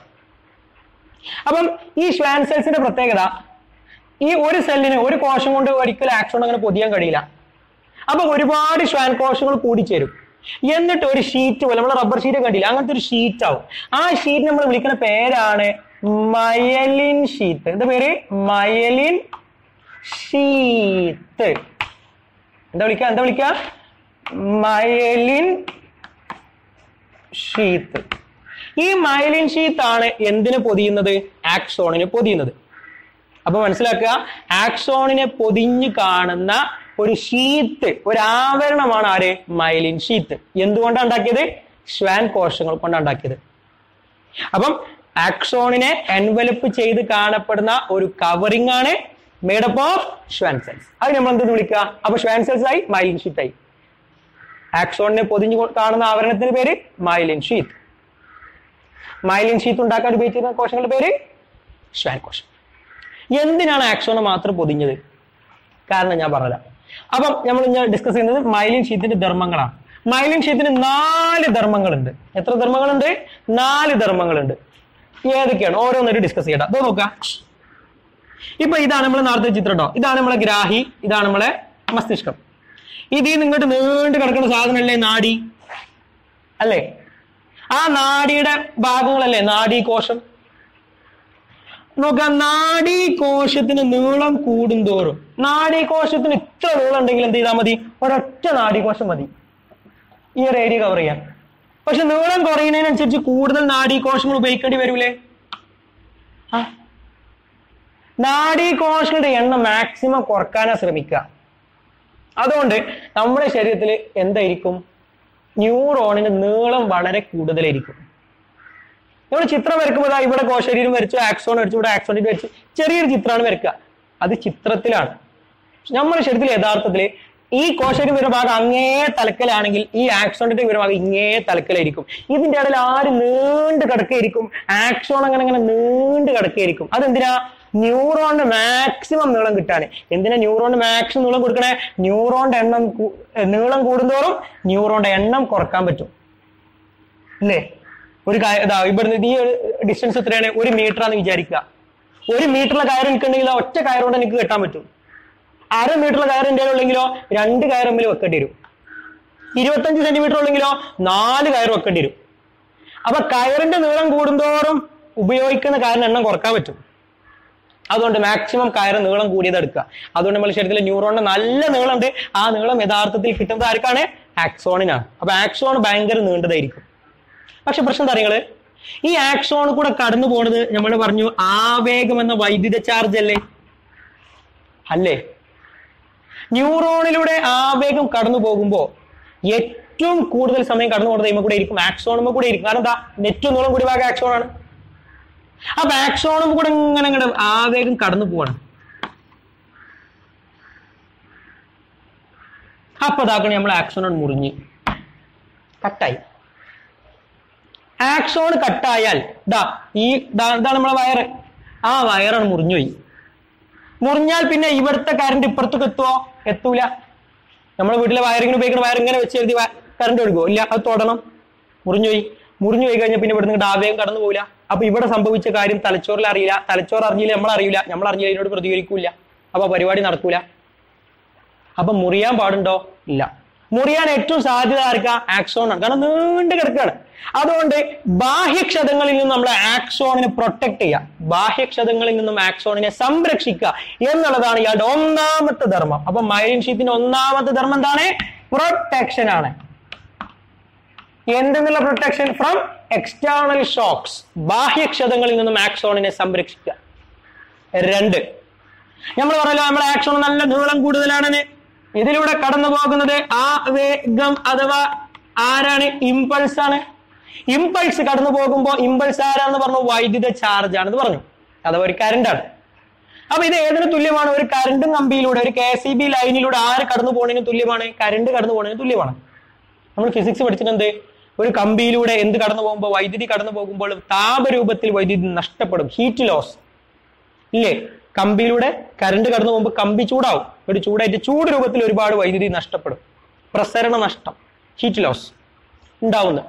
എന്നതുപോലെ ഈ പറഞ്ഞ നമ്മളെ ആക്സോൺ ആരാണ്? ഒരു വൈദ്യുത കമ്പി പോലെയാണ്, ആണല്ലോ? ആണ്. അപ്പൊ അതിൽ കൂടെ ആര് കടന്നു പോകുമ്പോ? കറണ്ടായ ആവേഗം കടന്നു പോകുമ്പോൾ അത് കൊയിഞ്ഞാടി പോകാൻ സാധ്യത ഉണ്ട്. കൊയിഞ്ഞാടിയ വലിയ പ്രശ്നമുണ്ടോ? എക്സാമ്പിൾ ഞാൻ പറയാം. ഇന്നൊരാൾ ഭയങ്കര ഊക്കിന് ഒരു അടി അടിച്ചു. എത്ര ഫോഴ്സ്? ഒരു 100 ഫോഴ്സിൽ ഇന്നെ അടിച്ചു. 100 ഫോഴ്സിൽ ഇന്നെ അടിച്ചു. അപ്പൊ ആ അടി, ആ സ്പർശനം, അല്ലെ ആ വേദന എന്ന ഉദ്ദീപനം വന്നു. ഏത് ഫോഴ്സിലാണ് വന്നത്? 100 ഫോഴ്സിൽ ഉദ്ദീപനം വന്നു. എന്റെ ഗ്രാഹ്യ അതിനെ സ്വീകരിക്കൂലേ? എന്നിട്ട് അതിനെ ആവേഗാക്കി മാറ്റൂലേ? ഏതിന്റെ പവർ ഉണ്ട് ആവേഗത്തിന്? 100ന്റെ പവർ ഉണ്ട്. ആ 100ന്റെ പവറിൽ ആവേഗം എന്ത് ചെയ്യണം? നേരെ മസ്തിഷ്കത്തിൽ കൊണ്ടുപോയി കൊടുക്കണം. അപ്പൊ മസ്തിഷ്കമാണ് എനിക്ക് പറഞ്ഞിരുന്നത് അടി നല്ല ഊക്കിനുള്ള അടിയാണെന്ന്. പക്ഷെ പ്രശ്നം എന്താ അറിയോ? ഈ ആവേഗം ഇങ്ങനെ ന്യൂറോൺ കൂടെ കടന്നു പോകുമ്പോഴേ ഓരോ കഷ്ണമായിട്ട് ഇങ്ങനെ കൊയിഞ്ഞാടി പോയി. ഇവിടെ 10 ചാടി, ഇവിടെ 10 ചാടി, ഇവിടെ 5 ചാടി, പോയി ലാസ്റ്റ് മസ്തിഷ്കത്തിൽ എത്തുമ്പോൾ 10 ബാക്കിയുള്ളൂ. ബാക്കിയൊക്കെ പോണ വൈക്ക് കൊയിഞ്ഞാടി പോയി. കിട്ടടിന്റെ ഊക്ക് എത്രയാ? 100. പക്ഷെ അതിങ്ങനെ പ്രസരണം ചെയ്തു പോകുമ്പോ, കൈമാറ്റം ചെയ്തു പോണ സമയത്ത് ആവേഗമായിട്ട് ന്യൂറോണിലൂടെ കടന്നു പോണ സമയത്ത് അതിൽ നിന്ന് എന്ത് ചെയ്തു? ആവേഗങ്ങൾ നഷ്ടപ്പെട്ടാൽ ഇവിടെ എത്തുമ്പോൾ ഒരു 10 ഉള്ളൂ എന്ന് വിചാരിക്കാം. തലച്ചോറ് എന്താ പറയാ? അതിന് ചെറുതായിട്ടും തോണ്ടിയിട്ടുള്ള വിഷയാക്കണ്ടെന്ന് പറയാം. പേരും അടി ഇവിടെ കിട്ടിയിക്കണ്. പക്ഷെ തലച്ചോറ് എന്താ പറയാ? ചെറിയ തോണ്ടിയതല്ലേ, മൈൻഡ് ആക്കണ്ട, ക്ഷമിച്ചാളാ എന്ന് പറയാം. അത് വലിയൊരു പ്രശ്നമല്ലേ? അല്ലേ? ഞാൻ നല്ല ചൂടുള്ള പാത്രത്തിമല്ല കൈ തൊടുന്നത്, നല്ല തളച്ച വെള്ളത്തിലുള്ള പാത്രത്തിമല്ല തൊട്ടത്. ആ ആവേഗം ഇങ്ങനെ കടന്നു പോകുന്ന സമയത്ത് ഇങ്ങനെ കൊയിഞ്ഞാടി ഇങ്ങനെ പോയി. ബ്രെയിനിലെത്തുമ്പോൾ പറയാം ആ ചെറിയ ചൂടല്ലേ ഉള്ളൂ. പ്രശ്നമാണ്. അപ്പൊ ഇവിടെ എന്തുണ്ടായോ അത് അതേ അളവിൽ ഇവിടെ എത്തണം. ഇടയിൽ കൊയിഞ്ഞാടാൻ പാടുണ്ടോ? പാടില്ല. ആര് കൊയിഞ്ഞാടാൻ പാടില്ല? ആവേഗം കൊയിഞ്ഞാടാൻ പാടില്ല. എയിമ കൂടെ കടന്നു പോകുമ്പോ, ന്യൂറോണുമ്മ കൂടെ കടന്നു പോകുമ്പോ, ന്യൂറോണിൽ കൂടെ കരണ്ടായ ആവേഗം പോണെന്ന് പറഞ്ഞാലേ ന്യൂറോൺ എന്തിന് തുല്യമാണ്? ഒരു വൈദ്യുത കമ്പിക്ക് തുല്യമാണ്. അഥവാ നമ്മളെ ന്യൂറോൺ ചാലക വസ്തുവാണ്. ആരാണ്? ചാലക വസ്തു, കണ്ടക്ടർ. നിങ്ങൾ പഠിച്ചില്ലേ? വൈദ്യുതി കടത്തിവിടുന്ന ആളെ നമ്മൾ വിളിക്കുന്ന പേരാണത് കണ്ടക്ടർ അഥവാ ചാലകം. ചാലക വസ്തുവാണോ? ആണ്. കാരണം അതുകൊണ്ട് അതിലൂടെയാണ് ആര് കടന്നു പോകുന്നത്? ഇമ്പൾസ് എന്ന വൈദ്യുതി. കറണ്ട് കടത്തിവിടാത്ത ആൾക്കാർ നമ്മൾ വിളിക്കുന്ന പേരെന്താ? ഇൻസുലേറ്റർ അഥവാ അചാലക വസ്തുക്കൾ. നമ്മൾ എന്ത് ചെയ്യും? നമ്മുടെ വൈദ്യുതി കമ്പി കൂടെ ഇങ്ങനെ വൈദ്യുതി കടന്നു പോകുമ്പോൾ അത് പുറത്തേക്ക് കൊയിഞ്ഞാടി പോവാതിരിക്കാൻ അതിനെ എന്തുകൊണ്ട് ചുറ്റുന്നു? ഒരു അചാലക വസ്തു കൊണ്ട് ചുറ്റിയിട്ടുണ്ടായിരിക്കും. ഇപ്പൊ നമ്മൾ വീട്ടിലെ വയറിനെ ആലോചിച്ച് നോക്കി അറിയാം. ആ ചെമ്പ് കമ്പിക്ക് ചുറ്റും ഒരു പ്ലാസ്റ്റിക്കിന്റെ കോട്ടിങ് ഉണ്ടാവും, ചുവപ്പും പച്ച നീല മഞ്ഞ കളറിൽ ഇല്ലേ? ആ കോട്ടിങ്ങിന്റെ പരിപാടി എന്താ? അതിന്റെ ഉള്ളിൽ കൂടെ കറണ്ട് കടന്നു പോകുമ്പോൾ അത് പുറത്തേക്ക് പോവാതെ നോക്കുക. എന്നതുപോലെ നമ്മളുടെ ആവേഗം ന്യൂറോണിലൂടെ കടന്നു പോകുമ്പോൾ അത് പുറത്തേക്ക് നഷ്ടപ്പെടാതെ നോക്കുക എന്നുള്ളതാണ് മൈലിൻ ഷീത്തിന്റെ രണ്ടാമത്തെ പണി. അഥവാ ഇദ്ദേഹം ഒരു വൈദ്യുത ഇൻസുലേറ്റർ ആയിട്ട് പ്രവർത്തിക്കുന്നു. ഇലക്ട്രിക് ഇൻസുലേറ്റർ ആയിട്ട് ആക്ട് ചെയ്യുന്നു. എന്താ വൈദ്യുത ഇൻസുലേറ്ററായി വർക്ക് ചെയ്യുന്നു പറഞ്ഞാല് ഇയാള് ആ വേഗങ്ങളെ പുറത്തേക്ക് പ്രസരിച്ച് നഷ്ടപ്പെടുന്നതിനെ തടയുന്നു. അപ്പൊ രണ്ടാമത്തെ ധർമ്മമാണ് എന്ത്? Act as insulator. It act as insulator. ഇനി 3, ന്യൂറോണിന് ഇത്രയും വലിയ പണി കൊടുക്കുമ്പോൾ അതിനനുസരിച്ച് ഓക്സിജനും ന്യൂട്രിയൻസും മൂപ്പർക്ക് ആവശ്യം ഉണ്ടാവും. നീണ്ട ഭാഗം ആക്സോൺ ആയതുകൊണ്ട് ആക്സോണിന് കുറച്ച് കൂടുതൽ ഓക്സിജൻ ന്യൂട്രിയൻസ് ആവശ്യം ഉണ്ടാവും. അപ്പൊ ഇയാൾക്ക് ആവശ്യമായ ഓക്സിജനും ന്യൂട്രിയൻസ് അഥവാ പോഷക ഘടകങ്ങളും ആര് കൊടുക്കുന്നു? മൈലിൻ ഷീത്ത് കൊടുക്കുന്നു. അപ്പൊ 3ാമത്തെ ധർമ്മമായി. ഇനി 4ാമത്തത് ആവേഗങ്ങളുടെ വേഗത കൂട്ടുന്നു, സ്പീഡ് ഇൻക്രീസ് ചെയ്യുന്നു. ആവേഗങ്ങളുടെ വേഗത കൂട്ടുന്നു. എന്തിനാ വേഗത കൂട്ടുന്നത്? ആവേഗം പതുക്കെ പോയാൽ പോലെ. നിങ്ങൾ ആലോചിച്ച് നോക്കിയാണെങ്കിൽ ഞാൻ പാത്രത്തുമ്പോ തൊട്ടു. അപ്പൊ ആ സമയത്ത് എന്തുണ്ടായി? ഉദ്ദീപനം വന്നു, അതിനെ ഗ്രാഹി സ്വീകരിച്ചു, ആവേഗാക്കി. ആ ആവേഗം ഇങ്ങനെ കൈമ കൂടെ ഇങ്ങനെ കടന്നു വാക്കും പോലെ പോണതെങ്കിലോ നാടി കൂടെ ഇങ്ങനെ വളരെ സ്ലോ ആയിട്ടാണ് പോണത്. പോണ വൈക്കലൊക്കെ നിർത്തി ഉള്ള പീടിയൊക്കെ ചായം കുടിച്ച് കട്ടൻ ചായ കുടിച്ച് അങ്ങനെ തലച്ചോർക്ക് എത്തുമ്പോൾ 5 മിനിറ്റായി. അപ്പൊ തലച്ചോറിനെ വിശകലനം ചെയ്ത് തിരിച്ച് മറുപടിയാക്കി, കൈ വലിച്ചു വന്നുള്ള മറുപടി അത് തിരിച്ചും കൂടി വരുമ്പോൾ വേറെ 5 മിനിറ്റായി. അപ്പം പാത്രത്തുമ്പോൾ ഞാൻ തൊട്ട് 10 മിനിറ്റ് കഴിഞ്ഞിട്ട് കൈ എടുക്കുള്ളൂ. അങ്ങോട്ട് പോകാൻ 5 മിനിറ്റ്, ഇങ്ങോട്ട് വരാൻ 5 മിനിറ്റ്. അത്രയും നേരം എന്റെ കൈ പാത്രത്തുമല്ലേ, കൈ പൊള്ളി പോലെ. അപ്പൊ തൊട്ടൂന്ന് കാണുമ്പോൾ കൈ വലിക്കണം എന്ന് പറഞ്ഞാൽ ഈ സാധനം ആ സമയം കൊണ്ട് കടന്നു പോയിട്ടുണ്ടായിരിക്കണം. ഇങ്ങോട്ട് പോയി ഇങ്ങോട്ട് വരണം എന്ന് പറഞ്ഞാൽ ആവേഗങ്ങൾ വളരെ വേഗതയിൽ കടന്നു പോകണം. അങ്ങനെ ആവേഗങ്ങളെ വേഗതയിൽ കടത്തിവിടുന്ന ആളാണ് ആര്? Myelin sheath. എങ്ങനെ? ആക്സോൺ കൂടെ അല്ലേ കൂടുതൽ സമയം സഞ്ചരിക്കണ്ടാവുക.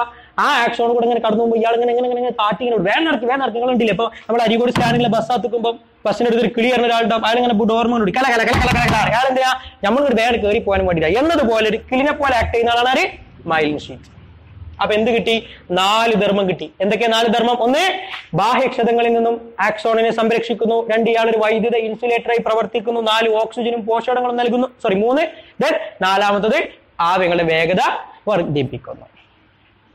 ഇനി മനസ്സിലാക്കുക, നമ്മൾ മൈലിൻ ഷീത്ത് ഉണ്ടാക്കിയിരിക്കുന്നത് ശ്വാൻ കോശങ്ങൾ കൊണ്ടല്ലേ? ഈ ശ്വാൻ കോശങ്ങൾക്ക് നല്ല, അല്ലെങ്കിൽ നമ്മുടെ മൈലിൻ ഷീത്തിന് നല്ല തിളങ്ങുന്ന വെള്ള നിറാണ്. എന്താണ്? നല്ല തിളങ്ങുന്ന വെള്ള നിറമാണ്. ഗ്ലേസിംഗ് വൈറ്റ് കളറാണ്. മൈലിൻ ഷീത്തിന് നല്ല തിളങ്ങുന്ന വെള്ള നിറമാണ്. അതുകൊണ്ട് നമ്മുടെ ന്യൂറോൺ യഥാർത്ഥത്തിൽ ഗ്രേ കളറാണ്, ചാര നിറാണ്. ന്യൂറോൺ യഥാർത്ഥത്തിൽ ചാര നിറാണ്. അപ്പൊ ആക്സോണിനും യഥാർത്ഥത്തിൽ ചാര നിറാണ്. പക്ഷെ ആ ചാര നിറത്തിലുള്ള ആക്സോണിനെ എന്തുകൊണ്ട് പൊതിഞ്ഞു? തിളങ്ങുന്ന വെള്ള നിറമുള്ള മൈലിൻ ഷീത്തോട് പൊതിഞ്ഞു. അപ്പൊ നമ്മൾ നോക്കുമ്പം ഏത് നിറ പുറത്ത് കാണാ? തിളങ്ങുന്ന വെള്ള. അപ്പൊ ഒരു ന്യൂറോണിന് എന്തുണ്ടെങ്കിൽ, മൈലിൻ ഷീത്ത് ഉണ്ടെങ്കിൽ, ആദ്യം മനസ്സിലാക്കുക, എല്ലാ ന്യൂറോണിനും മൈലിൻ ഷീത്ത് ഉണ്ടാവില്ല. ചില ന്യൂറോണുകൾക്ക് മാത്രമാണ് മൈലിൻ ഷീത്ത് ഉണ്ടാവുക. അപ്പൊ മൈലിൻ ഷീത്ത് ഉണ്ട് എങ്കിൽ എയിമേല ഉണ്ടാവുക? ആക്സോൺ. ആ ഭാഗം നല്ല തിളങ്ങുന്ന വെള്ള നിറത്തിൽ കാണാം. അങ്ങനത്തെ ചില ഭാഗങ്ങൾ നമ്മുടെ മസ്തിഷ്കത്തിലും സുഷുമ്നയിലും കാണാം. അപ്പൊ മസ്തിഷ്കത്തിലും സുഷുമ്നയിലും ചില ഭാഗങ്ങളിൽ ഏതാ ഭാഗം? മൈലിൻ ഷീത്ത് ഉള്ള ഭാഗം എന്ത് നിറത്തിൽ കാണപ്പെടുന്നു? തിളങ്ങുന്ന വെള്ള നിറത്തിൽ കാണപ്പെടുന്നു. ആ ഭാഗത്തെ നമ്മൾ വിളിക്കുന്ന പേരാണെന്ത്? White matter. എന്താ വിളിക്കുക? White matter. എന്നാൽ മസ്തിഷ്കത്തിന്റെ സുഷുമ്നന്റെ വേറെ ചില ഭാഗത്ത്, അതേതാ ഭാഗം? മൈലിൻ ഷീത്ത് ഇല്ലാത്ത ചില ഭാഗങ്ങൾ, അവിടെ എന്ത് നിറത്തിലാ കാണാ? ചാര നിറത്തിലാ കാണാ. ആ ഭാഗത്ത് നമ്മൾ വിളിക്കുന്ന പേരാണെന്ത്? Grey matter. അപ്പൊ 2 വാക്കുകൾ നമ്മൾ പഠിച്ചു. ഒന്ന് വൈറ്റ് മാറ്റർ, 2 ഗ്രേ മാറ്റർ. ആരാ വൈറ്റ് മാറ്റർ? മസ്തിഷ്കത്തിലെയും സുഷുമ്നയിലെയും മൈലിൻ ഷീത്ത് ഉള്ള ഭാഗങ്ങൾ തിളങ്ങുന്ന വെള്ള നിറത്തിൽ കാണപ്പെടുന്നു. അതിന് നമ്മൾ വിളിക്കുന്നു വൈറ്റ് മാറ്റർ. ബ്രെയിനിലെയും സ്പൈനൽ കോഡിലെയും മൈലിനേറ്റഡ് ന്യൂറോൺസിന്റെ ഭാഗം, മൈലിനേറ്റഡ് ന്യൂറോൺസിന്റെ ആക്സോണുകൾ എന്ത് ഫോം ചെയ്യുന്നു?